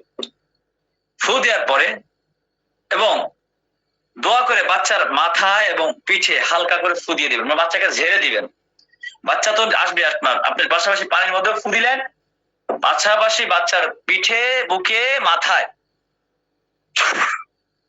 ফু দিয়ে দিলেন। এটা আপনার রুকায়া। এটার মাধ্যমে বাচ্চার শরীরে শয়তান প্রবেশ করতে পারবে না। বাচ্চাকে এই দোয়ার মাধ্যমে এবং ওই তেলাওয়াতের মাধ্যমে বাচ্চা আল্লাহ তাআলার নিরাপদে চলে যাবে। এই বাচ্চা আর চিল্লাচিল্লি করবে না। এই সমস্যা যদি কোনো সময় কখনো হয়, যদি দেখেন যে বাচ্চা মাঝে মধ্যে বা কোনো একটু সমস্যা অনুভব হয়, এটা হবে না নিশ্চিত, যদি হয় তাহলে মাঝে মধ্যে তার বাবা মা যেন এই বদনজর হতে পারে, মাঝে মধ্যে দেখা যায় বদনজর যদি কোনো কারণবশত হয়ে যায়, কোনোভাবে বদনজর হইলে মাঝে মধ্যে এই দোয়াটা পড়ে 7 বার করে বাচ্চার মাথায় পড়ে ফু দিয়ে দিবে, তাহলে বাচ্চা নিরাপদ হয়ে যাবে। যদি সমস্যা শয়তানের ওয়াসওয়াসা বা ভয় থেকে হয়, এটা হলো বদনজর এবং শয়তানের ক্ষতিকর জিনিস থেকে, সব জিনিস থেকে আপনি এই পানিটা কি করবে, বাচ্চাকে একটা বোতলের মধ্যে দিয়ে দিবেন। যখন বাচ্চা 7 দিন এই বাচ্চাটা দিয়ে এই পানিটা পড়ে, এই পানিটা দিয়ে বাচ্চাকে 7 দিন গোসল করাবে এবং বাচ্চাকে 7 দিন খাওয়াবে। এবং যখন বোতলটা খুলে একটু পানি নেবে, বিসমিল্লাহ বলে বোতল খুলবে, একটু পানি নিবে, বিসমিল্লাহ হালকা ছিটিয়ে দিবে, বাচ্চা যে ঘরে থাকে ওই ঘরে হালকা ছিটিয়ে দিবে, বিসমিল্লাহ পানি নিবেন, এভাবে একটু পানি নিবে বিসমিল্লাহ, এভাবে একটু পানি নিবে, বিসমিল্লাহ একটু ঘরের মধ্যে ছিটাই দিবে। এভাবে 7 দিন এই আমলটা করবে। 7 দিন এই আমলটা করলে বাচ্চার যত ধরনের খারাপি রয়েছে, পেশাব করে, এই বাচ্চা মনে করেন যে এই 7 দিনে পানিটা খাবে, পেশাব করে বাচ্চা, রাতে স্বপ্নের মধ্যে লাফায় ওঠে, চিল্লাচিল্লি করে, সব সমস্যা ক্লিয়ার। এই দোয়া এবং এই আয়াতের মাধ্যমে বাচ্চা নিরাপদ হয়ে যাবে, আল্লাহর জিম্মাদারিতে চলে যাবে। যদি শয়তানের ওয়াসওয়াসা থেকে বা ভয় থেকে হয়, তাহলে করণীয় কি? তাহলে আমরা যদি শয়তানের ওয়াসওয়াসা থেকে, তাহলে ওই বাড়িতে যে বারবার বাচ্চা ওই যে স্বপ্নের মধ্যে দেখে পেশাব করে, এরকম ওয়াসওয়াসা থেকে যদি হয়, তাহলে বাচ্চাকে আমরা যে কাজটা করব, বাচ্চাকে আমরা ওই ঘরে, যেই ঘরে বাচ্চা থাকে ওই ঘরে সূরা বাকারার আমল 7 দিন মিনিমাম, 7 দিন প্রতিনিয়ত ওই ঘরে সবসময় পড়ার চেষ্টা করবে। কমপক্ষে একাদশে 7 দিন প্রতিদিন সূরা বাকারা পড়তে হবে ওই ঘরে, যে কোনো হাফেজ হোক, আলেম হোক, যারে দিয়ে হোক প্রতিদিন, বা নিজে হোক বাপ মা হোক, প্রতিদিন ওই ঘরে 7 দিন সূরা বাকারা আমল কমপক্ষে চালাবে। হাদিসে এসেছে যেখানে সূরা বাকারা পড়া হয় সেখান থেকে সূরা শয়তান পালিয়ে যায়। সুতরাং আমাদেরকে সূরা বাকারার আমল ওই ঘরে পড়াইতে হবে। ঘুমানোর আগে ঘরটাকে পরিষ্কার করতে হবে, আলো নিভিয়ে সুন্নাহ অনুযায়ী শয়তান দূর হবে। বাচ্চাকে ডান কাঁধে ঘুমাইতে হবে। বাচ্চাকে ঘুমানোর সময় ডান কাঁধে শোয়ানোর চেষ্টা করবেন। রাসূলুল্লাহ সাল্লাল্লাহু আলাইহি সাল্লাম বলেছেন, ডান কাঁধে ঘুমানে এর মধ্যে বরকত রয়েছে, বরকতময় ঘুম হয় ডান কাঁধে ঘুমাইলে। এজন্য ডান কাঁধে ঘুমানোর চেষ্টা করবে। তাহলে ওয়াসওয়াসার জন্য সূরা বাকারার আমল করলে আশা করি ওই ঘরে বা ওই বাচ্চার ওয়াসওয়াসার সমস্যা থেকে সমস্যায় পড়বে না। এখন আসেন, বিছানায় পেশাব হলে ইসলামিক উপকারী আমল সবচেয়ে কি? যে বাচ্চা মনে করেন যে বাচ্চা ভয়টাই পায় না, আমি তো উপরে যেগুলো বললাম বিশেষ করে বাচ্চা চিল্লাচিল্লি করে বা রাতে ভয় পায়, কিন্তু একবার খাসলি শুধু বাচ্চা 12 বছর হয়ে গেছে, বাচ্চা এখনো পর্যন্ত পেশাব করে, এই ব্যক্তিকে আপনি কি তদবির দিবেন, কি রুকায়া করবেন? ঘুমের আগে 2 হাত বাচ্চার মাথায় রেখে দোয়া করবেন। 2 হাত বাচ্চার মাথায় রেখে আল্লাহুম্মা আশফি আবদিক ওয়াহদি কলবি ওয়াসলি শানিহি কুল্লাহ, হে আল্লাহ আপনি শিশুকে সুস্থ করেন, তার হৃদয়কে হেদায়েত দেন, তার সকল ব্যাপারে সঠিক সবকিছু ঠিক করে দেন। এই দোয়াটা তার জন্য করবে। এই দোয়াটা করে এরপরে পানির মধ্যে এই দোয়াটা পড়ে ফু দিবেন, 7 বার পরে ফু দিবেন। 1 গ্লাস পানির মধ্যে এই দোয়াটা 7 বার পরে ফু দিবেন। বাচ্চার মাথায়, যে বাচ্চা পেশাব করে বাচ্চার মাথায় হাত দিয়ে, এভাবে হাত দিয়ে দোয়াটা করে 7 বার করে তার শরীরে ফু দিয়ে দিবেন। পাশাপাশি 1 গ্লাস পানি নিবেন, তার মধ্যে সূরা ফাতিহা পড়বেন, আয়াতুল কুরসি পড়বেন 7 বার করে, 3 কুল পড়বেন, পড়ে ফু দিবেন। তারপর বাচ্চার ঘুমানোর আগে সেই পানি প্রতিদিন বাচ্চা ঘুমানোর আগে 3 ঢোক পরিমাণ খাবে। এতে এত পরিমাণ পানি নিবেন, পানির সাথে পানি মিশানো যাবে না। যতটুক পানি নিবেন প্রতিদিন ওই পানি থেকে 3 ঢোক করে খাবে। রাতে ঘুমানোর আগে অল্প একটু করে 3 ঢোক খাবে। পানির সাথে পানি মিশাবে না, একেবারে অরিজিনাল পানি খাবে। যতটুক পানি প্রয়োজন 5 লিটারের পানি ভরে নিবেন বা 10 লিটার ভরে নিবেন, কিন্তু যতটুক ওই আমলটুক করার সময় যতটুক পরে নেবেন অতটুকুই। এটা আপনাকে, আপনি যে মুদাব্বির, আপনি তো এই আমল জানবেন, এটা তো সবাই সচরাচর জানবে না। তো এটা আপনার জন্য, তো এই আমলগুলো, এই দোয়াটা আপনাকে শিখতে হবে। এইটা শিখে আপনি কি করবেন? এই আমলটা করবেন। তো এটা করে আপনি ফু দিয়ে দিবেন। এই বাচ্চা 7 দিন ঘুমানোর আগে 3 ঢোক করে বিসমিল্লাহ বলে পানি খাবে। বা বাচ্চা যদি বিসমিল্লাহ না বলতে পারে তাহলে বাচ্চার মা বিসমিল্লাহ বলে তাকে খাওয়াবে বা বাবা খাওয়াবে।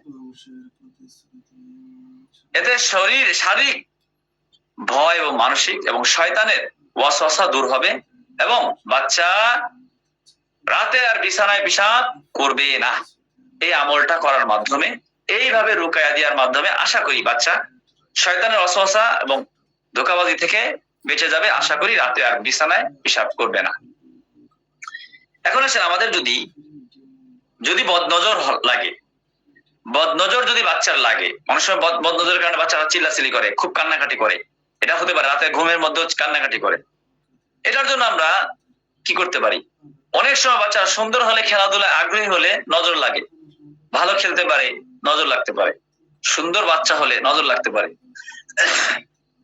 দুপুরে আসার আগে বাচ্চাকে 3 কুল পড়ে মাথার মধ্যে ফু দিতে হবে। ছোট্ট একটা দোয়া। যদি কোনো বাচ্চা বদনজর পড়ে তাকে এই দোয়াটা, মাশাআল্লাহ লা হাওলা ওয়ালা কুওয়াতা ইল্লা বিল্লাহ, মাশাআল্লাহ লা হাওলা ওয়ালা কুওয়াতা ইল্লা বিল্লাহ পড়ে 7 বার পড়ে বাচ্চার নিজের পোশাক বা হাতে মুখে মাসাহ করে দিবেন। মাশাআল্লাহ লা হাওলা ওয়ালা কুওয়াতা ইল্লা বিল্লাহ, মাশাআল্লাহ লা হাওলা ওয়ালা কুওয়াতা ইল্লা বিল্লাহ। বিসমিল্লাহ সহকারে প্রথমে বিসমিল্লাহ পড়বেন, কয়েকবার দুরূদ শরীফ পড়বেন, তারপরে মাশাআল্লাহ লা হাওলা ওয়ালা কুওয়াতা ইল্লা বিল্লাহ। বিসমিল্লাহ না, এখানে তো দোয়া। মাশাআল্লাহ লা হাওলা ওয়ালা কুওয়াতা ইল্লা বিল্লাহ 7 বার পড়ে বাচ্চার শরীরের মধ্যে এভাবে মাসাহ করে দিবেন। অথবা বাচ্চা যদি বড় হয় মোটামুটি, তাহলে বাচ্চাকেই পড়ায় বাচ্চাকেই নিজেকে বলবেন। তাহলে বাচ্চার যত ধরনের বদনজরই লাগুক বা আপনার কাছে আসছে যে বাচ্চার বদনজর লাগছে, তো বাচ্চাকে আপনি এই দোয়াটা পড়ে, সূরা ফাতিহা পড়ে, কয়েকবার দুরূদ শরীফ পড়ে, 7 বার পড়ে ফু দিয়ে দিবেন। 4 কুল পড়ে ফু দিয়ে, এবং এই দোয়াটা পরে ফু দিয়ে দিবেন। ওই পানিটা যদি খায় বাচ্চার বদ নজর কেটে যাবে।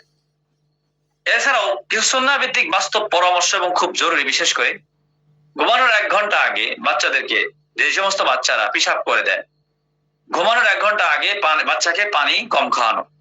1 ঘন্টা আগে থেকে বাচ্চাকে আর পানি খাওয়ানো যাবে না, আগে খাবে। 1 ঘন্টা আগে খাবে, কিন্তু 1 ঘন্টা ঘুমাবে যখন, মনে করেন এখন 9টার সময় ঘুমাবে, 8টা থেকে আর পানি খাওয়ানো যাবে না বাচ্চাকে। বাচ্চাকে রাগানো বা ভয় দেখিয়ে ঘুমানো দেওয়া যাবে না। বাচ্চাকে রাগানো অবস্থায় বা ভয় দেখে, এই বাঘ আসতেছে, এই আসতেছে, ওই আসতেছে, বাচ্চাদেরকে শিয়ালের ভয় দেখে, বাঘের ভয় দেখে, এভাবে ঘুমাইতে দেওয়া যাবে না। ঘুমানো কোনোভাবে এই ধরনের ভয় ভীতি দেখে বাচ্চাদেরকে ঘুম পাড়ানো যাবে না। ঘরটা আরামদায়ক এবং নিরাপদ অনুভূতির পরিবেশ করে বাচ্চাকে ঘুমাইতে দিবেন। যেখানে বাচ্চা নিরাপদের সাথে আরামদায়ক একটা বিছানা ঘরের মধ্যে বাচ্চাকে ঘুমাইতে দিবেন। রাতে খাবার খুব বেশি দিবেন না। রাতে যখন খাবে খুব বেশি খাবার না, হালকা পাতলা মোটামুটির মধ্যে দিয়ে বাচ্চাকে খাওয়াবেন। রাতে বাচ্চাকে বাথরুমে নিয়ে যাবেন। রাত্রে ঘুমানোর উঠায় মাঝে মধ্যে রাতে, গভীর রাত, যেমন শীতকাল রাত, এখন অনেক বড় রাত, বাচ্চা যদি সন্ধ্যার পরে ঘুমায়, তাহলে বাচ্চাকে গভীর রাতে একবার করে উঠায় হলো বাচ্চাকে বাথরুমে নিয়ে পেশাব বাথরুম করাবেন। এসব নিয়ম করলে শারীরিক সমস্যাগুলো কমে যাবে, পাশাপাশি বাচ্চা পেশাব করার সমস্যাগুলো দূর হয়ে যাবে। বিশেষ দোয়ার মাধ্যমে স্বপ্নে ভয় দেখা। যদি কোনো বাচ্চা রাতের বেলায় স্বপ্নে ভয় দেখে চিৎকার করে দেয়, তাদেরকে আপনি কিভাবে রুকায়া করবেন? যদি কোনো বাচ্চা স্বপ্নে দেখে চিৎকার করে কান্না করে, হঠাৎ করে স্বপ্ন দেখে ভয় পায়, যদি বাচ্চা রাতে ভয় পেয়ে ওঠে চিৎকার করে, বাচ্চাকে বুকে নিয়ে বলবেন আউযু বিকালিমাতিল্লাহি তাম্মাহ মিন গাযাবাতি ওয়া আকিবাহি ওয়া মিন শাররি ইবাদিহি ওয়া মিন হামজাতিশ শাইতান ওয়া ইন ইহজারুন। এটা ছিল নবী করিম সাল্লাল্লাহু আলাইহি ওয়াসাল্লামের শিক্ষা। এই দোয়াটা যদি বাচ্চাকে আপনি 7 বার পড়ে, এই দোয়াটা যদি আপনি বাচ্চার শরীরের মধ্যে ফু দিয়ে দেন, তাহলে রাতে যে সমস্ত বাচ্চারা ভয়ে কান্না করে ওঠে, তারা রাতের বেলায় আর ভয়ে স্বপ্নের মধ্যে ভয় দেখবে না। তাহলে এই দোয়াটা আমরা বাচ্চাদের ক্ষেত্রে এই দোয়াটা আমরা 7 বার করে পড়ব। বাচ্চাদের এসব সমস্যা খুব সাধারণ, এর জন্য আমাদেরকে প্রথমে ধরতে হবে ধৈর্য, পাশাপাশি রুকায়ার আমল করতে হবে, সুন্নাহ আমল করতে হবে। বিছানায় পেশাব কমে যাবে, রাতে চিৎকার করা বন্ধ হয়ে যাবে, ভয়, দুঃস্বপ্ন, নজর সবকিছু ইনশাআল্লাহ ঠিক হয়ে যাবে। সেজন্য আমাদেরকে এই আমলগুলো যদি করি, ইনশাআল্লাহ কোনো কবিরাজের কাছে গিয়ে কোনো তাবিজ তোমার কিচ্ছু করা লাগবে না।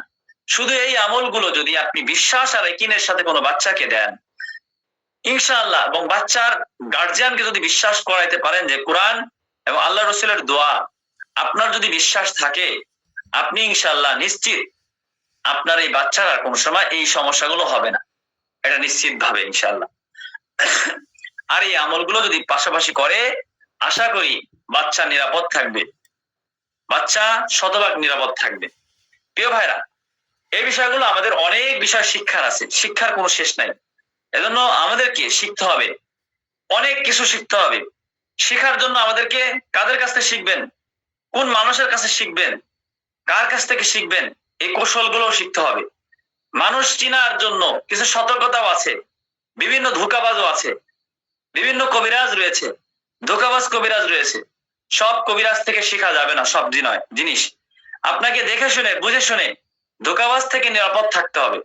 অনেক মানুষ স্বপ্ন দেখাবে, বড় বড় প্রতিশ্রুতি দিবে, আপনাকে লোভ দেখাবে, কিন্তু বাস্তবায়নে করবে কিনা সেটা বলা যায় না। এজন্য সব স্বপ্ন চোখ বন্ধ করে ঝাঁপিয়ে পড়া যাবে না। দেখে শুনে যাচাই করে মানুষকে চেনা অত্যন্ত গুরুত্বপূর্ণ। এটা প্রতিটা মানুষের জন্য, যে কোনো ক্ষেত্রেই, ব্যবসা বাণিজ্য, শিক্ষা, যার কাছ থেকে শিখবেন, যার থেকে করবেন, তাকে যাচাই বাছাই করে নিবেন, সেটা আপনার জন্য কল্যাণ আসবে। মানুষ চেনার জন্য কিছু কৌশল রয়েছে, কথার ধরন, বাচন ভঙ্গি, এটা আপনি লক্ষ্য করবেন। এই মানুষটা কি ভালো না, তার কথার ধরন দেখবেন। বাচন ভঙ্গিগুলো লক্ষ্য করবেন। মানুষের শব্দ, স্বর, ভঙ্গি তার চরিত্র, মনোভাব প্রকাশ করে। মানুষের কথার মধ্যে, তার শব্দের মধ্যে, তার গলার স্বরের মধ্যে, ভঙ্গির মধ্যে তার চরিত্র এবং মনোভাব প্রকাশ করে দেয়, এটা মানুষ বুঝতে পারে। দ্বিতীয় নাম্বার, মানুষ চিনার কৌশলের মধ্যে আরেকটা রয়েছে, কর্ম এবং বাস্তবতা মিলিয়ে দেখবেন তার কর্ম কেমন এবং তার বাস্তবতা কেমন। বড় কথার চেয়ে কাজের প্রতিফল গুরুত্বপূর্ণ। বড় বড় যদি কথা বলে কিন্তু কাজের বেলায় নাই, তাহলে তার থেকে দূরে থাকবেন। বড় কথা থেকে সবচেয়ে বেশি গুরুত্বপূর্ণ কাজের প্রতি সে কতটুকু গুরুত্বপূর্ণ, কাজের প্রতিফল কি, এটার দিকে ফলো করবেন। এটা থেকে আপনি মানুষ চিনে নেবেন। অতীতের অভিজ্ঞতা যাচাই করবেন, তার অতীতের অভিজ্ঞতা আছে কি নাই, না নতুন করেই শুরু করছে। অতীতের অভিজ্ঞতা যাচাই করে মানুষকে চিনবেন। অতীতের অভিজ্ঞতা আছে কি নাই, একটা বিষয় অভিজ্ঞতা নাই, সেই বিষয়ে সে খুব বড় বড় লেকচার দিচ্ছে, তাহলে বুঝে নিবেন যে আসলেই কি তার এই অভিজ্ঞতা আছে কিনা। অতীতের অভিজ্ঞতা যাচাই করে মানুষকে চিনবেন। অভিজ্ঞতা না থাকলে আপনি তার বড় কথায়, আপনি তার ভালো কথায়, তার উঁচু গলায়, তার চাপাবাজিতে আপনি ধরা পড়ে যাবেন, পরবর্তীতে আফসোস করতে হবে। এজন্য পূর্বের প্রতিশ্রুতি পালন করেছে কিনা, তারপর নজর রাখবেন যে সে পূর্বের প্রতিশ্রুতিগুলো কেমন ভাবে আদায় করেছে, সঠিক করেছে কিনা, সেইগুলোর দিকে আপনাকে ফলো করতে। এগুলো মানুষ চিনার জন্য কৌশল। অতীতের অভিজ্ঞতা যাচাই করবেন এবং পূর্বের প্রতিশ্রুতিগুলো কি সঠিকভাবে সে পালনকৃত ব্যক্তি কিনা সেটা আপনি ফলো করবেন। অন্যদের সঙ্গে আচরণ পর্যবেক্ষণ করবেন। অন্যদের সঙ্গে কেমন আচরণ করে, মানুষের সাথে কেমন আচরণ করে, সে আচরণ পর্যবেক্ষণ করবেন। পর্যবেক্ষণ করে মানুষকে চিনবেন যে তাদের আচার আচরণ কেমন, তাদের কথাবার্তা কেমন, তাদের বিচক্ষণতা কেমন, তাদের ব্যবহার আচরণ কেমন, এইটা দেখে মানুষকে চেনা যায়।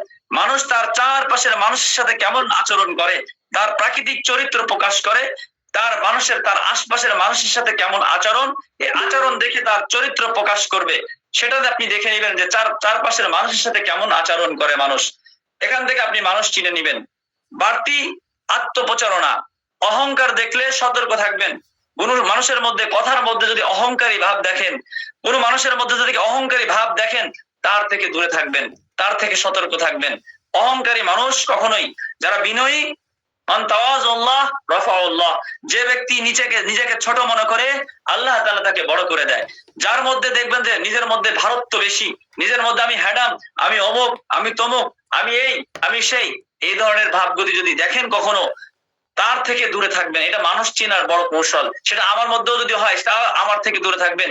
যদি অন্য কোনো ব্যক্তির মধ্যে হয়, সে তার থেকে দূরে থাকবেন। এটা আপনারা দেখে মানুষ চেনার কৌশলগুলো মাথায় রাখবেন। যদি এই ধরনের মানুষ দেখেন, তাহলে তাদের থেকে দূরে থাকার চেষ্টা করবেন। যদি অহংকারী মানুষ দেখেন, তাদের থেকে দূরে থাকার চেষ্টা করবেন, সতর্ক থাকবেন। অহংকার বা অতিরিক্ত প্রশংসা, প্রয়সী লোক প্রবণ হাতিয়ার হতে পারে। সে তার প্রশংসা করলে সে খুব ভালো খুশি, খুব ভালো লাগে। তাকে প্রশংসা করলে সে মানে তেলবাজ মানুষ যাকে বলা হয়, যে তেল মারলে সে খুব ভালো ফুলে যায়, আর তেল না মারলে তার কাছে নাই। এই ধরনের মানুষ থেকে দূরে থাকবেন। অল্প সময়ে বিশ্বাস দেখবেন না, অল্প সময়ের মধ্যে আপনি তার বিশ্বাস দেখবেন না। সম্পর্ক, ব্যবসা বা বন্ধুত্ব ধীরে ধীরে গড়ে তুলবেন। একসাথে খুব তাড়াতাড়ি তার সাথে কোনো ব্যক্তির সাথে খুব তাড়াতাড়ি বন্ধুত্ব গড়ে তুলবেন না। তার বিশ্বাস আগে দেখবেন, তার বিশ্বাসগত কেমন সেটা আগে দেখে তারপরে আপনি তার সাথে বন্ধুত্ব তৈরি করবেন। মানসিক চাপ এবং রাগের সময় আচরণ লক্ষ্য করবেন। মানুষ চিনার আরেকটা কৌশল হলো যে আপনি তার মানসিক চাপের সময় এবং রাগের আচরণটা কেমন সেটা লক্ষ্য করবেন। যে রাগ অবস্থায় সে কেমন উত্তেজিত হয়, কেমন তার ব্যবহার হয়, কেমন রাগের সময় মানুষের আসল চরিত্র খুঁজে পাওয়া যায়, রাগের সময় মানুষের আসল ব্যবহার বুঝে পাওয়া যায়। রাগ হয়েছে তার আসল চরিত্র বুঝতে পারবেন। এজন্য মানুষ চিনার জন্য কোনো ব্যক্তিকে যদি পরীক্ষা করতে চান, তাহলে আমাদেরকে একজন ব্যক্তি ওই সময় দেখবেন যে এই ব্যক্তি রাগের সময় তার ব্যবহার আচরণটা কেমন হয়। এটা আমরা এই ব্যবহার আচরণ দেখে আমরা মানুষ চিনবো। তাই মানসিক চাপ এবং রাগের সময় আচরণ লক্ষ্য করবেন। সত্যিকারের চরিত্র বোঝা যায় মানুষ যখন কষ্ট পায় বা রাগের সময় কেমন আচরণ করে। খুব বেশি রাগ হয়েছে তখন দেখবেন যদি খারাপ আচরণ করা যায়, বুঝবেন এই ব্যক্তির আচরণটাই মূলত এইটা। রাগের সময় খারাপ আচরণ করে না ভালো আচরণ করে, না রাগের সময় তার ধৈর্য আছে, এটা দেখে মানুষকে চিনবেন। এছাড়াও অনেক পদ্ধতি রয়েছে, অনেক মানুষরা অনেক কৌশল রয়েছে, আরো কয়েকটা আলোচনা করছি। বিভিন্ন পরিস্থিতিতে তার প্রতিক্রিয়া পর্যবেক্ষণ করবেন।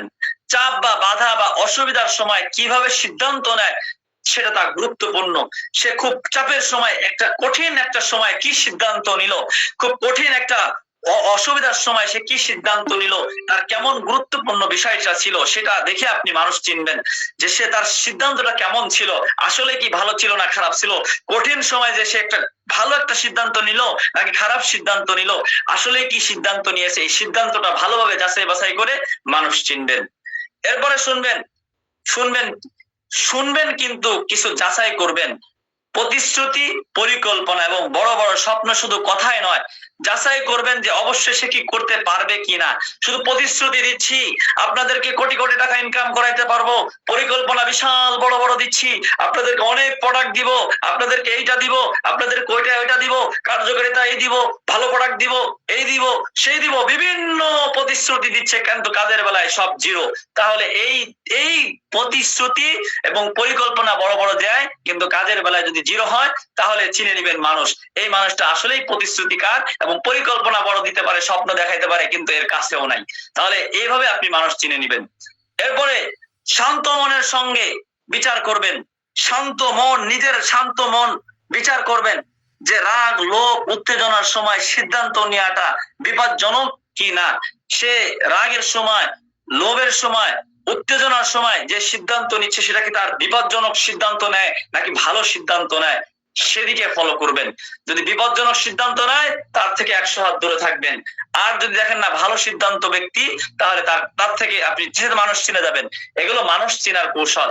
এবং সতর্ক থাকার মূলনীতি হলো কথা নয় কাজে দেখিয়ে মানুষের বিচার করবেন। যে কথা কয় না, শুধু বলে না, চাপা দেয় না, সে মানুষের কাজে দেখিয়ে মানুষকে যে আসলেই কাজটা করছে, আসলেই তারা করে, যে প্রতিশ্রুতি দেয় সেটা মানুষকে করে দেয়, এরকম বিচার এটা করে তারপরে আপনি বিচার করবেন। সন্দেহ প্রবণ থাকবে কিন্তু পরিমিত ভাবে কিভাবে হচ্ছে, যে তার মধ্যে সন্দেহটা কেমন, সে সন্দেহভাজন মানুষ কিনা সেটা দেখে আপনি তাকে সতর্ক থাকবেন। যে মানুষ শুধু লোভ দেখায় তার কাছ থেকে দূরে থাকবেন। যারা শুধু বিভিন্ন লোভ দেখায়, অল্প দামে আপনাকে ভালো মানের প্রোডাক্ট দিব, আপনাকে ভালো কিছু দিব, বিভিন্ন ধরনের লোভ থেকে দূরে থাকবেন। লোভ মানুষকে ধ্বংস করে দেয়। লোভের কারণেই মানুষ অনেক ভাবে লোভীয়। দেখেন আপনিও চাইলেও বিভিন্ন কিছু করতে পারেন কিন্তু সঠিক, এবং যদি আপনি লোভে পড়ে আপনি চাইলেও বিভিন্ন প্রতিষ্ঠান তৈরি করতে পারেন, বিভিন্ন দোকান দিতে পারেন, বিভিন্ন কিছু করতে পারেন। যদি আপনি বিভিন্ন লোভে পড়ে, লোভটা কিভাবে, মনে করেন যে আপনি এমন ভাবে করতে পারেন যে আপনি নিজেও একটা কোম্পানি খুলে ফেলতে পারেন। একটা সাধারণ আমি উদাহরণ দিই কিভাবে, যে আপনি নিজে একটা কোম্পানি খুলে ফেলতে পারবেন কিভাবে। মনে করেন যে আপনি চাইলে আপনি নিজের নামে, একজন ব্যক্তি একটা প্রোডাক্ট বিক্রি করে, তার কাছ থেকে আপনি নিয়ে আসলেন, ভাই আমার এটা পাইকারিতে দিবেন, আমি আপনার কাছ থেকে করবো। বিভিন্ন হকারের কাছ থেকে আমি নিয়ে আসলাম, যে হকারে বললাম যে ভাই আপনি তো কিসের মলম বিক্রি করেন, অ্যালার্জির মলম বিক্রি করেন, তা আমারে দিয়ে 100 পিস আমারে দিয়েন, পাইকারিতে দিয়েন, আপনি তো 20 টাকা করে বিক্রি করেন, আমি 100 পিস দিব। তো 20 টাকা করে মলম আইনে আমি আমার নামে লেবেলিং করে, নাম দিয়ে সুন্দর একটা প্যাকেজিং করে দিয়ে দিলাম, তো আমি তো একটা কোম্পানির মালিক হয়ে গেলাম। কত সিস্টেম আছে, মানুষকে ধোঁকা দেওয়ার অনেক সিস্টেম রয়েছে। তবে যদি সে সতর্কতার সাথে, যে ধোঁকাবাজ মানুষ, ধোঁকাবাজ থেকে আমরা দূরে থাকার চেষ্টা করব, নিজেও ধোঁকাবাজ হব না, মানুষকে পারলে সেবা দিব, এবং নিজেদের সতর্কতার যে সমস্ত জিনিসগুলো আছে, মানুষকে অনেক ক্ষতি করে। যদি আপনি চান যে ওই 20 টাকার জিনিস এসে 200 টাকা বিক্রি করবেন আর আপনি মানুষকে ধোঁকা দিবেন, এটা তো একটা লোভ।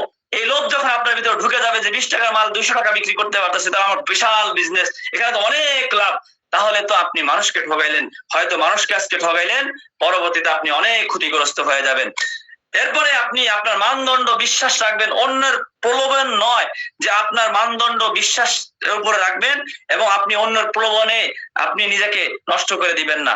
প্রশ্ন করবেন এবং তথ্য যাচাই করবেন, যে আপনি এই কাজগুলো করতেছেন তাকে প্রশ্ন করবেন এবং সে তো প্রশ্নের যে উত্তরগুলো দিচ্ছে সেগুলো সঠিক কিনা সেটাকে তথ্যগুলো যাচাই করবেন। তাহলে আপনি মানুষ চিনতে পারবেন। নিজেকে শিক্ষিত এবং সচেতন রাখবেন। নিজেকে যদি আপনি শিক্ষিত বানাইতে চান, নিজের প্রতি জ্ঞান করবেন, তাহলে মানুষ চিনতে পারবেন। নিজের আলাদা শিক্ষা অর্জন করার চেষ্টা করবেন, তাহলে মানুষ চিনে যাবেন। প্রথমে দৃষ্টিতে বন্ধুত্ব মানবেন না, প্রথমেই একজন ব্যক্তিকে প্রথমে আপনি বন্ধুত্ব খুব কাছে নিয়ে নিবেন না, এটাকে যাচাই বাছাই করে নিবেন। মন থেকে অহংকারী এবং লোভীকে সরিয়ে রাখবেন। কোন সময় মনের মধ্যে অহংকারী লোককে কোন সময় মনের মধ্যে জায়গা দিবেন না। যারা অহংকারী লোভী তাদেরকে কখনোই দিলের মধ্যে মনের মধ্যে জায়গা দিবেন না। সতর্কতা এবং সংযম বিচার বুদ্ধি সবসময় বজায় রাখবেন, দেখবেন আপনার জীবন পরিবর্তন আসবে। সার সংক্ষেপে কথা বলতে, সতর্কতা বলতে, স্বপ্ন দেখানো সহজ, বাস্তবতা কঠিন। মানুষকে শুধু চোখে বা কথায় বিচার করা যাবে না, কর্ম চরিত্র বাচন ভঙ্গি অতীত অভিজ্ঞতা মিলিয়ে সম্পর্ক গড়ে তুলবেন। সতর্কতা যাচাই করবেন, জ্ঞান এবং সংযম এই জিনিসগুলো আপনি যদি দেখেন আপনাকে ধোঁকাবাজ থেকে আপনি রক্ষা করতে পারবেন, আপনি বিভিন্ন ধোঁকাবাজ থেকে বেঁচে যাবেন এই জিনিসগুলো যদি ফলো করেন। যে মানুষ শুধু স্বপ্ন দেখায় সে বাস্তবে মূলত কাজ করে না। আপনি স্বপ্ন নয় বাস্তবে বিশ্বাস করতে শিখেন, মানুষ চিনেন, বিচার করেন, সতর্ক থাকেন, নিজের জীবনকে নিরাপদ রাখেন। আপনি যদি স্বপ্ন না দেখে বরং এটাকে বাস্তবে বিশ্বাস করতে শিখেন, মানুষকে চেনার চেষ্টা করেন, বিচার নিজের বিবেককে দেন, সতর্ক থাকেন, নিজের জীবনকে নিরাপদ রাখার জন্য সর্বোচ্চ চেষ্টা করেন, তাহলে দেখবেন আল্লাহ তাআলা আপনার রাস্তা খুলে দিবে। প্রিয় ভাইরা, আজকে কয়েকটা বিষয় আমি গুরুত্বপূর্ণ আলোচনা করলাম, মানুষ চেনার কৌশল বললাম এবং আমাদের জীবন পরিবর্তন করার জন্য কিছু কথা বললাম, কিছু রুকায়ের বিষয় বললাম। তো এই বিষয়গুলো মূলত আমি মোটামুটি আপনাদেরকে বললাম। আশা করি আর আল খেদমা ন্যাচারাল কেয়ারের যে সমস্ত প্রোডাক্টের ব্যাপারে আমি মানের ব্যাপারে কিছু কথা বলছি, আল খেদমা ন্যাচারাল কেয়ারের প্রোডাক্টের গুণগত মান আরো আলহামদুলিল্লাহ অনেক বেশি বাড়ানো হয়েছে, যার ফলে আলহামদুলিল্লাহ আগে আল খেদমা ন্যাচারাল কেয়ার কোম্পানির প্রোডাক্টের একটা মানুষ যদি কোনো প্রোডাক্ট খাওয়ার পরে 7 দিনের পরে যদি উপকার না পায় তাহলে রিটার্ন করার কথা ছিল। এখন আল খেদমা ন্যাচারাল কেয়ার এখন নিয়ে এসেছেন মাত্র 3 দিনের মধ্যে। যদি কোনো ব্যক্তি কোনো ভাই আমাদের থেকে কোনো প্রোডাক্ট নেওয়ার পরে যদি 3 দিনের মধ্যে যদি সে উপকার না বোঝে, সে সাথে সাথে রিটার্ন দিয়ে সম্পূর্ণ টাকা ফেরত নিতে পারবে। আলহামদুলিল্লাহ 7 দিন থেকে এখন 3 দিনে চলে আসছে। আমরা প্রোডাক্টের মান গুণ উন্নত করেছি। 3 দিনের মধ্যেই কোনো ব্যক্তি যদি কোনো রকম উপকার নাই বোঝে, যে না আমি উপকার মনে হচ্ছে বুঝতেছি না, 3 দিন খাইছি তাও বুঝতেছি না, তাহলে সে আল খেদমা ন্যাচারাল কেয়ার প্রোডাক্ট চেঞ্জ করে রিটার্ন দিয়ে দিতে পারবে। কোম্পানি সেই প্রোডাক্ট ফেরত নিয়ে নিবে এবং তার টাকা রিটার্ন করে দিবে। এটা আস্থা এবং বিশ্বাসের উপর থেকে আল খেদমা ন্যাচারাল কেয়ার আলহামদুলিল্লাহ প্রত্যেকটা প্রোডাক্টের মান গুণ বাড়ানোর চেষ্টা করেছে, যার কারণে এটা এখন এই কোম্পানি এখন এটা দিয়েছে। আপনারা প্রোডাক্ট নিয়ে অনায়াসে সুন্দরভাবে কাজ করতে পারবেন। কোনো ধরনের অভিযোগ আপনাদের সামনে যদি আসে, আপনারা আশা করি সাথে সাথে আমাদের সাথে যোগাযোগ করে দিয়ে দিবেন। সাথে সাথে যদি বলতে পারে, একজন ব্যক্তি কাজ নাও হতে পারে, সবার এক প্রোডাক্টে কাজ হবে এটা স্বাভাবিক হবে না। যদি কোনো ব্যক্তির না হয় তাহলে আমরা তাদেরকে প্রোডাক্ট দিব না, সেই প্রোডাক্ট আমরা তাদের কাছে বিক্রি করলাম না। আমরা শুধু ব্যবসা করার উদ্দেশ্য না, আমাদের মানব সেবার উদ্দেশ্য। যদি আমাদের সেবা করার উদ্দেশ্য থাকে তাহলে টাকা ইনকাম করার চিন্তাধারা না করে মানব সেবা করার চিন্তাধারা করতে হবে। এজন্য আল খেদমা ন্যাচারাল কেয়ার আলহামদুলিল্লাহ যথেষ্ট দীর্ঘ 7 বছরের অভিজ্ঞতা নিয়ে কাজ করতেছে। আলহামদুলিল্লাহ 40টা প্রোডাক্ট রয়েছে আল খেদমা ন্যাচারাল কেয়ারে। আপনারা মনোযোগ দিয়ে আপনারা আবার আগের মতন কাজ করতে থাকেন। যারা পুরাতন সাথী ভাইরা আছেন আপনারা সকলেই মনোযোগ সহকারে কাজ করতে থাকেন, যারা পুরাতন আছেন তারা ভালোভাবে কাজ করতে থাকেন এবং আগের মতন আলহামদুলিল্লাহ আপনারা কাজ করতে থাকেন। কোনো ধরনের সমস্যা নাই আল খেদমা ন্যাচারাল কেয়ারে, আপনাদেরকে সার্বিক সহযোগিতা করা হচ্ছে। এবং যারা কোনো জায়গাতে আপনারা প্রতারিত হবেন না, আপনারা দেখে শুনে বুঝে শুনে আপনারা আল খেদমার সাথে অনেকে আল খেদমা ন্যাচারাল কেয়ার নাম দিয়ে অনেকেই বিভিন্নভাবে অন্যভাবেও আপনাদেরকে দাওয়াত দিতে পারে, সেদিকে আপনারা লক্ষ্য রাখবেন, আপনারা খেয়াল রাখবেন কোনো ধরনের প্রতারক যেন আপনাদেরকে কোনোভাবে প্রতারণায় ফেলতে না পারে। যার কারণে আজকে বলে দিলাম, মানুষ চিনার কৌশলগুলো শেখাই দিলাম। সেই কৌশলগুলো দেখে আপনারা মানুষ চিনে সেই মানুষের কাছে যাবেন। যেই মানুষ আপনি কৌশলগুলো দেখে মানুষ চিনতে পারবেন, সেটা দেখে আপনি বুঝতে পারবেন যে এই মানুষ কি সঠিক নাকি সঠিক না। সেদিকে আপনারা খুব ভালোভাবে দেখবেন ইনশাআল্লাহ। আপনাদেরকে অনুরোধ করব এবং আপনারা আল খেদমার সাথে যারা সম্পৃক্ত আছেন আলহামদুলিল্লাহ আপনারা খুব ভালোভাবে থাকেন, সুন্দরভাবে থাকেন এবং আপনাদের যে কোনো পরামর্শ, যে কোনো সমস্যার সমাধান আল খেদমা ন্যাচারাল কেয়ার সবসময় আপনাদেরকে দিবে। আমাদের অ্যাডমিনরা রয়েছে এবং উপরে সিনিয়র অ্যাডমিনরা রয়েছে, প্রয়োজনে আমি আপনাদেরকে যে কোনো সমস্যার সমাধান দিব। প্রয়োজনে যেভাবে হোক আপনারা আমার সাথে যোগাযোগ করার ব্যবস্থা করবেন। যে কোনো অ্যাডমিনের কাছে বলবেন, কোন সমস্যার সমাধান না করতে পারে তখন আমার কাছে বলবেন, আমি আপনাদের সমস্যার সমাধান করব। আপনাদের সমস্ত প্রয়োজন যে কোনো ধরনের যতটুকু আমার সামর্থ্য আছে ততটুকু দিয়ে আপনাদেরকে হেল্প করার চেষ্টা করবো ইনশাআল্লাহ। বিপদে আপদে খুশি আনন্দে সবসময় আল খেদমা ন্যাচারাল কেয়ার আপনাদের সাথে আছে, দুঃখ কষ্ট সবসময় আপনাদের পাশে আল খেদমা ন্যাচারাল কেয়ার আছে। ইনশাআল্লাহ আপনারা থাকবেন আল খেদমা ন্যাচারাল কেয়ার পাশে। ইনশাআল্লাহ আপনাদের যতদিন আপনারা এই সম্পর্ক তৈরি করেছেন, আশা করি আপনাদের এই সম্পর্ক ভালোবাসা আমাদের জান্নাত পর্যন্ত থাকবে ইনশাআল্লাহ।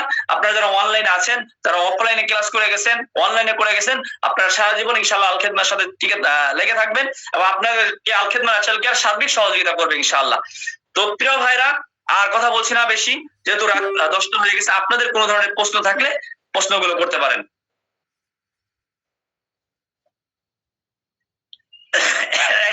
এখন থেকে যে পড়াগুলো আপনারা দিবেন 3 দিনের মধ্যেই, যদি 3 দিনের মধ্যে আপনারা রোগীদের সাথে কথা বলবেন। 3 দিনের মধ্যে যদি রোগীদের সাথে কথা বলেন, রোগী যদি বলে না দিতে পারছে না, সাথে সাথে প্রোডাক্ট নিয়ে নেবেন, নিয়ে আপনার কোম্পানিতে দিয়ে দিবেন, কোনো সমস্যা নাই, এটা আমরা নিয়ে নিব। আর যে বিষয়গুলো আজকেই করলাম, এই ব্যাপারগুলো আপনারা নিজেদের ব্যাপারগুলো নিজেদের বাচ্চাদের ক্ষেত্রে কারো উপকার করার ক্ষেত্রে আপনাদের জন্য এই ব্যাপারটা আমি অনুমোদন দিলাম।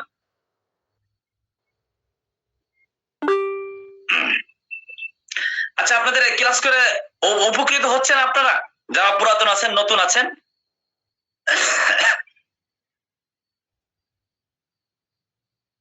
জি শুকরিয়া, উপকৃত হলে আলহামদুলিল্লাহ। এখন থেকে আপনারা এইভাবে নতুন নতুন আপডেট, আপনাদের পুরাতন যারা আছে মিনিমাম আমি এক সপ্তাহে একবার বা দুইবার হলেও আপনাদেরকে ক্লাস করাবো, আপনাদেরকে সাপোর্ট দিব, আপনারা প্রতিনিয়ত ক্লাস করবেন। আর নতুনদের তো আমি প্রতিদিনই ক্লাস করাচ্ছি, আশা করি আপনারা প্রতিদিনই ক্লাসে থাকবেন ইনশাআল্লাহ এবং অনেক কিছু পাবেন ইনশাআল্লাহ। এখান থেকে অনেক নতুন নতুন জিনিস পাবেন, যেগুলো ইনশাআল্লাহ অন্য কোথায় গেলে আপনি পাবেন না ইনশাআল্লাহ। যেখানে আল খেদমা ন্যাচারাল কেয়ারে দেখে আপনারা এই পর্যন্ত আল খেদমা ন্যাচারাল কেয়ারের কোনো একটা ক্লাস, যাদের নতুন হোক পুরাতন হোক, এই পর্যন্ত যেই নতুনদেরকে একটা ক্লাস করা হয়েছে, ওই ক্লাস দ্বিতীয়বার কোনদিন করানো হয় নাই। পুরাতনদের এই পর্যন্ত যত ক্লাস করানো হয়েছে, জীবনে একবার যে ক্লাস করানো হয়েছে, দ্বিতীয়বার আর ক্লাস কোনদিন করানো হয় নাই। এখন থেকে 7 বছর পর্যন্ত আল খেদমা ন্যাচারাল কেয়ার আমি ক্লাস করাচ্ছি অনলাইনে। 7 বছর আগে যারা এখন অনেকেই বড় মাস্টার মাইন্ড হয়ে গেছে বা অনেক কিছু হয়ে গেছে, তাদের কোনো অস্তিত্ব ছিল না 7 বছর না 1 বছর আগেও ছিল না। যে সময় করোনার আগ থেকে আমরা এই আলেমদের পিছনে নিয়ে কাজ করতেছি, যে করোনার সময় অনেক অনেক আলেমরা যাদের কোনো ইনকামের কোনো ব্যবস্থা ছিল না, সেই সময় আল খেদমা ন্যাচারাল কেয়ার কাজ করে গিয়েছে। তো আলহামদুলিল্লাহ এই আল খেদমা ন্যাচারাল কেয়ার জীবনের শুরু লগ্নে থেকে নিয়ে শুরু করে আলেমদের পিছনে আছে, দিনদার ভাইদের পিছনে আছে, থাকবে ইনশাআল্লাহ। যতদিন আমরা বেঁচে আছি আল খেদমা ন্যাচারাল কেয়ার যতদিন টিকে থাকবে, আল্লাহ তাআলা এই কোম্পানির মাধ্যমে হাজারো আলেমের স্বপ্ন পূরণ করানোর জন্য সর্বোচ্চ চেষ্টা করবে ইনশাআল্লাহ। আপনাদের পাশে সব সময় থাকবে ইনশাআল্লাহ। আপনারা সব সময় থাকার চেষ্টা করবেন। আপনাদের যে কোনো সমস্যা, যে কোনো পরামর্শ আপনারা আমাদেরকে দিবেন। আমাদের ভালোর পরামর্শ লাগলেও দিবেন, কোনো ক্ষতিগ্রস্ত হচ্ছে আমরা সেটার দিক দিয়েও দিবেন, আমাদের কোনো খারাপ কোনো বিষয় হচ্ছে সেটাও আপনারা আমাদেরকে দিবেন। যদি আপনারা আমাদেরকে ভালো পরামর্শ, খারাপ পরামর্শ বা যেটাই হোক আপনার কাছে আছে, সেটা আমাদেরকে দিবেন। আমরা ইনশাআল্লাহ আপনাদের পরামর্শগুলো সদরে গ্রহণ করে নিব। আপনার পরামর্শটা আমাদের কোম্পানির জন্য হয়তো ভালো কিছু হতে পারে, আপনার পরামর্শ হয়তো আমাদের জীবনের জন্য পরিবর্তন আসতে পারে। এজন্য প্রিয় ভাইরা, আপনারা আজকে যারা উপস্থিত হয়েছেন, আপনাদেরকে অসংখ্য অসংখ্য ধন্যবাদ। আপনারা ইনশাআল্লাহ আল খেদমার সাথে লেগে থাকবেন তো ইনশাআল্লাহ আল খেদমার সাথে লেগে থাকবেন। যত ধরনের লোভনীয় অফারই আসুক না কেন, কেউ কোনো ধরনের লোভনীয় অফারের মধ্যে যাওয়ার চেষ্টা করবেন না। বিভিন্ন ধরনের কোম্পানি রয়েছে বাংলাদেশে, যারা ফুটপাত বিভিন্ন জায়গা থেকে নরমালি পড়া কিনে অল্প দামের মধ্যে দিয়ে দেয়, যার কারণে সাময়িকভাবে কিছু উপকার পাইলেও পরবর্তীতে স্থায়ী কোনো সমাধান দিতে পারবে না। আর যে কোনো ব্যক্তি একটা প্রোডাক্ট দেখেন, আমরা 7টা বছর ধরে 40টা প্রোডাক্ট গবেষণা করে করে এই পর্যন্ত এসেছি। কোনো ব্যক্তি হঠাৎ করে বা যে কোনো ব্যক্তি হট করে, আপনিও যদি চান হট করে 5টা প্রোডাক্ট 10টা প্রোডাক্ট তৈরি করতে পারবেন না। আপনি তৈরি করতে পারবেন না, এটা হয়তো আপনাকে বিভিন্ন জায়গা থেকে আনতে হবে। আপনি তৈরি করতে পারবেন না, কিন্তু আপনি বিভিন্ন কোম্পানি থেকে, বিভিন্ন জায়গা থেকে, বিভিন্ন হকারের থেকে আইনে আপনি লেভেলিং করতে পারবেন, এটা আপনি করতে পারবেন, কিন্তু নিজে তৈরি করতে পারবেন না, এটা কোনোভাবেই সম্ভব না। একটা প্রোডাক্ট তৈরি করা কঠিন। এই প্রোডাক্ট আমরা দীর্ঘদিন ধরে গবেষণা করে করে করে করে এই পর্যন্ত এসেছি, মানদণ্ড সব ঠিক রেখে। একটা প্রোডাক্ট সবার জন্য কাজ করবে না, কিন্তু 80% মানুষ তো কমপক্ষে উপকার পাবে, এটা তো আমাদেরকে দেখতে হবে বিষয়গুলো। তো যাই হোক, আপনারা আমাদের প্রোডাক্ট সামনে থেকে, আমরা যেই এখন বর্তমান নতুন করে যে হালুয়াগুলো বানানো হচ্ছে, আমাদের হালুয়াগুলো খুবই সুস্বাদু হবে, কোনো তিতা হবে না। যেমন আমি সৌদি আরবে গিয়েছি, সৌদি আরব গিয়ে এটা নিয়ে গবেষণা করেছি যে সৌদি আরবের শায়েকরা তারা কোন কোন হালুয়া গুলো খায় এবং তাদের হালুয়া গুলো কেমন স্বাদ। তো তাদের সাথে কথা বলে বিভিন্ন জায়গাতে আমি কথা বলে দেখছি তাদের যে হালুয়া গুলো বানায় সেগুলো খুবই সুস্বাদু। পরবর্তীতে দেখলাম কি দিয়ে তারা এই সুস্বাদু তৈরি করে, সেটা আমরা বিবেচনা করে খুঁজে দেখলাম যে জিনিসগুলো সেটা আমি আলহামদুলিল্লাহ জোগাড় করতে পেরেছি। এখন থেকে সামনে এই যে নতুন করে যে হালুয়া গুলো বানানো হচ্ছে এই হালুয়া গুলো সুস্বাদু হবে। সব সব ধরনের হালুয়াই, যৌন সমস্যার হালুয়া এবং অন্যান্য। এরপরে আমি বড় বড় কোম্পানি যারা ইউনানি আয়ুর্বেদিক বিভিন্ন কোম্পানি, হার্বাল সহ বিভিন্ন কোম্পানি যাদের হালুয়া গুলো খুবই সুস্বাদু, তাদের সাথেও কথাগুলো বলে একেবারে গবেষণা করে দেখেছি, তাদের সাথে কথা বলে দেখেছি যে কোন জিনিসগুলো কোন কোয়ালিটিতে বানাইলে হালুয়া গুলো সুস্বাদু হয়। তো আলহামদুলিল্লাহ এটা সম্পূর্ণ আয়ত্ত নিয়ে এসেছি আল্লাহর মেহেরবানিতে। ইনশাআল্লাহ আপনারা সামনে এই ধরনের কোনো অভিযোগই আপনারা পাবেন না। আর প্রোডাক্টের মান খুবই গুণগত মান খুব ভালো করা হয়েছে। 3 দিনের মধ্যে কোনো ব্যক্তি যদি উপকার না পায় সে আমাদের প্রোডাক্ট গুলো কি করবে, রিটার্ন করে দিবে, কোম্পানি নিয়ে নিবে, সম্পূর্ণ টাকা ফেরত দিয়ে দিবে।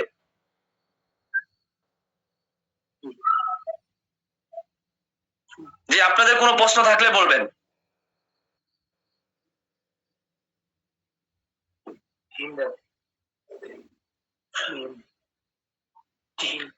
আপনারা শুনে এই ধরনের ক্লাস আরো অনেক পাবেন, আমি বলছি তো অনেক পাবেন আপনারা ইনশাআল্লাহ। আরো অনেক অনেক কিছু যেটা আপনারা অন্য কোথায় গেলেও পাবেন না ইনশাআল্লাহ আপনারা এখানে পাবেন। এবং আপনাদের একটা মায়া মোহাব্বত ভালোবাসা নিয়ে আপনাদেরকে শিখাবো, দরদ নিয়ে। দিলের মধ্যে যদি দরদ না থাকে তাহলে আপনার কথা কেউ শুনবে না। দরদ থাকতে আপনাদের প্রতি আমার দরদ আছে, এখানে যে সমস্ত সদস্য আছেন আপনাদের প্রতি মহাব্বত ভালোবাসা আছে, আপনারা আমাদের দিনী ভাই আলেম। আপনাদের দরদ কষ্ট আমি যদি না বুঝি কেউ বুঝবে না, এটা আমার অঙ্গীকার, এটা আমার কথা যে আলেমদের পাশে আমি জীবনে যখন আমি এই জগতে এসেছি সর্বপ্রথম আমি আলেমদের নিয়েই ফিকির করেছি। তো ইনশাআল্লাহ আপনারা থাকবেন আমাদের সাথে, আমরা আপনাদের পাশে আছি। আপনারা কোন ধরনের লোভনীয় কোনো অফারে কেউ দিলে, কোনো বিভিন্ন কোম্পানি থাকতে পারে যারা আপনাদেরকে বিভিন্ন অফার দিবে, অল্প দামের মধ্যে ভালো প্রোডাক্ট দিবে, এই দিবে সেই দিবে, বিভিন্ন ধরনের অফার দিবে।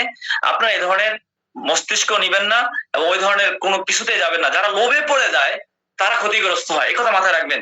লোভে পাপ, পাপে মৃত্যু। যারা লোভে পড়ে যায় তারা একসময় ক্ষতিগ্রস্ত হয়ে যায়। কখনোই আমাদের মধ্যে লোভ আনবেন না যে আপনি মাত্র 50 টাকা বা 20 টাকা 30 টাকা কমে আপনি একটা প্রোডাক্ট পাই খুব খুশি, কিন্তু আপনি যে মানুষকে ক্ষতিগ্রস্ত করে দিলেন ভাই।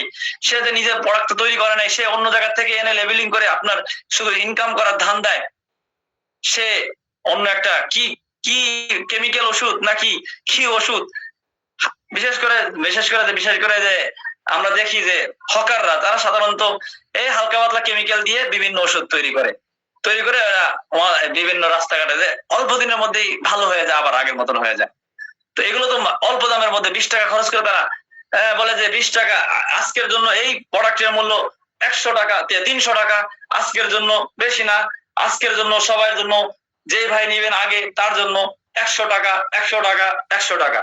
তো 100 টাকা করে বিক্রি করার পর কেন যান 100 টাকা থেকে আমরা মাইনাস করে দিলাম আরো অর্ধেক, তার জন্য 50 টাকা 50 টাকা 50 টাকা। যান ভাই এর সাথে যদি একটা নেন তাহলে আরেকটা ফ্রি।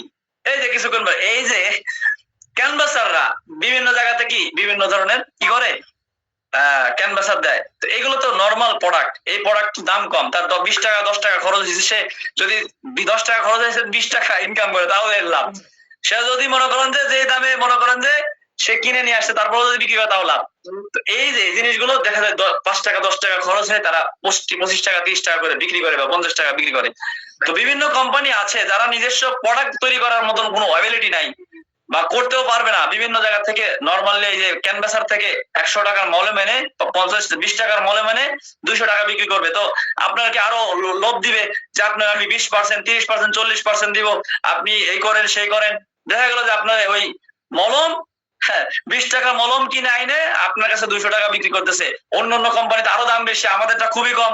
এ ধরনের লোভনীয় অফার দিতে পারে, এই জন্য আমরা এ ধরনের লোভনীয় অফারে আমরা পড়বো না ইনশাল্লাহ। ঠিক আছে, এগুলো করলে আশা করি আমরা ভালো কিছু করব। তো যাই হোক, আর লম্বা আলোচনা করছি না, আলোচনা তো শেষ হয়ে গেছে। আপনাদেরকে কিছু ব্যাপারে সতর্ক করলাম, আপনারা সতর্কতার সাথে থাকবেন, আপনারা খুবই সতর্কতার সাথে থাকবেন এবং কাজ আপনারা খুব আগের মতন করতে থাকেন, মনোযোগ সহকারে কাজগুলো করতে থাকেন। আল্লাহ তাআলা আমাদেরকে সবাইকে হালাল রিজিকের ব্যবস্থা করে দিক। আমাদের প্রত্যেকের নেক মাকসাদকে পূরণ করুক, আমাদের স্বপ্নগুলো বাস্তবায়ন করার তৌফিক দান করুক, আমাদের প্রত্যেককে আল্লাহ তাআলার ঘরে যাওয়ার মতন তৌফিক দান করুক, প্রত্যেকের স্বপ্নগুলোকে বাস্তবায়ন করার মতন তৌফিক দান করুক। আল খেদমা ন্যাচারাল কেয়ার যেন আপনাদের স্বপ্নগুলো বাস্তবায়ন করতে পারে, আল খেদমা ন্যাচারাল কেয়ার কোম্পানির জন্য আপনারা দোয়া করবেন। এই কোম্পানি যেন সৎ এবং সততার সাথে মানুষের সেবা করতে পারে, উলামা ইকরামের পাশে দাঁড়াতে পারে। আল খেদমা ন্যাচারাল কেয়ার যেন আল্লাহ তাআলা তৌফিক দান করে, এজন্য আল খেদমা ন্যাচারাল কেয়ার কোম্পানির জন্য দোয়া চাই। এবং যারা যে সমস্ত সদস্য রয়েছে সমস্ত সদস্যের জন্য আমি দোয়া করি, আল্লাহ যেন হালাল রিজিকের ব্যবস্থা করে দেন।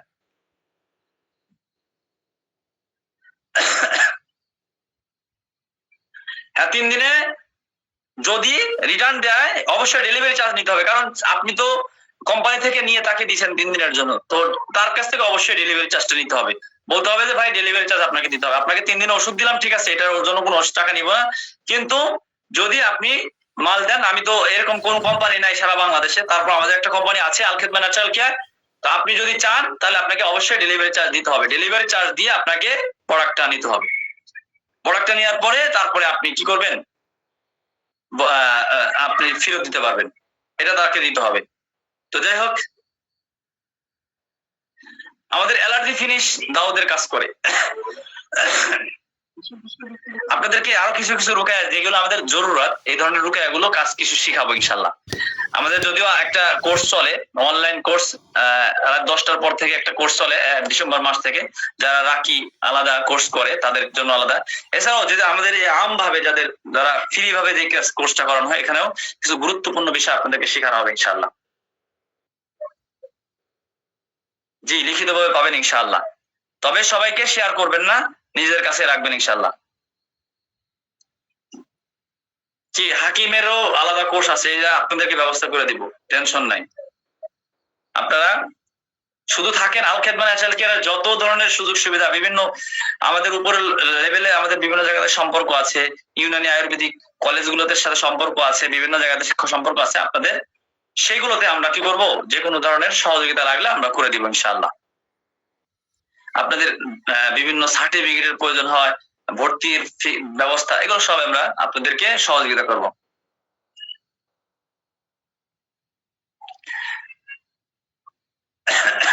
বাচ্চা হয় না এর জন্য আছে, এগুলো নিয়ে আলোচনা হবে ইনশাআল্লাহ। রুকাইয়া আছে, আমি বলছি রুকাইয়া এমন, এখানে আমি যে এমন গুলো জিনিস শিখাই যেগুলো একবারে চিকিৎসা, একজন রোগী জীবনে আপনার কাছে একবারই আসবে, যতদিন ঈমান আছে, যতদিন বেঁচে থাকবে, মুসলমান থাকবে, ততদিন পর্যন্ত তার আর এই সমস্যা নিয়ে কোনো কবিরাজের কাছে যাওয়া লাগবে না, ও আপনার কাছে যাওয়া লাগবে না। আমার কাছে বাংলাদেশে হাজারো রাকি আছে, হাজারো মুদাব্বির আছে, সবাই কোরআন সুন্নাহ ভিত্তিকই করে, কিন্তু আমার কাছে আলাদা স্পেশালি এতটুকু জিনিস আছে যা আপনি একবারে চিকিৎসা করবেন, দ্বিতীয়বার করা লাগবে না। ঠিক আছে, তো আজকের মতন বিদায় নিচ্ছি, আগামীকাল থেকে ইনশাল্লাহ অন্য বিষয় নিয়ে আলোচনা হবে।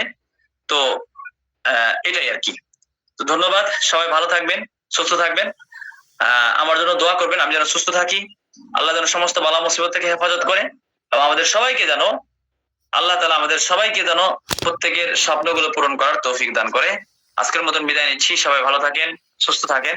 আসসালামু আলাইকুম ওয়া রাহমাতুল্লাহি ওয়া বারাকাতুহু।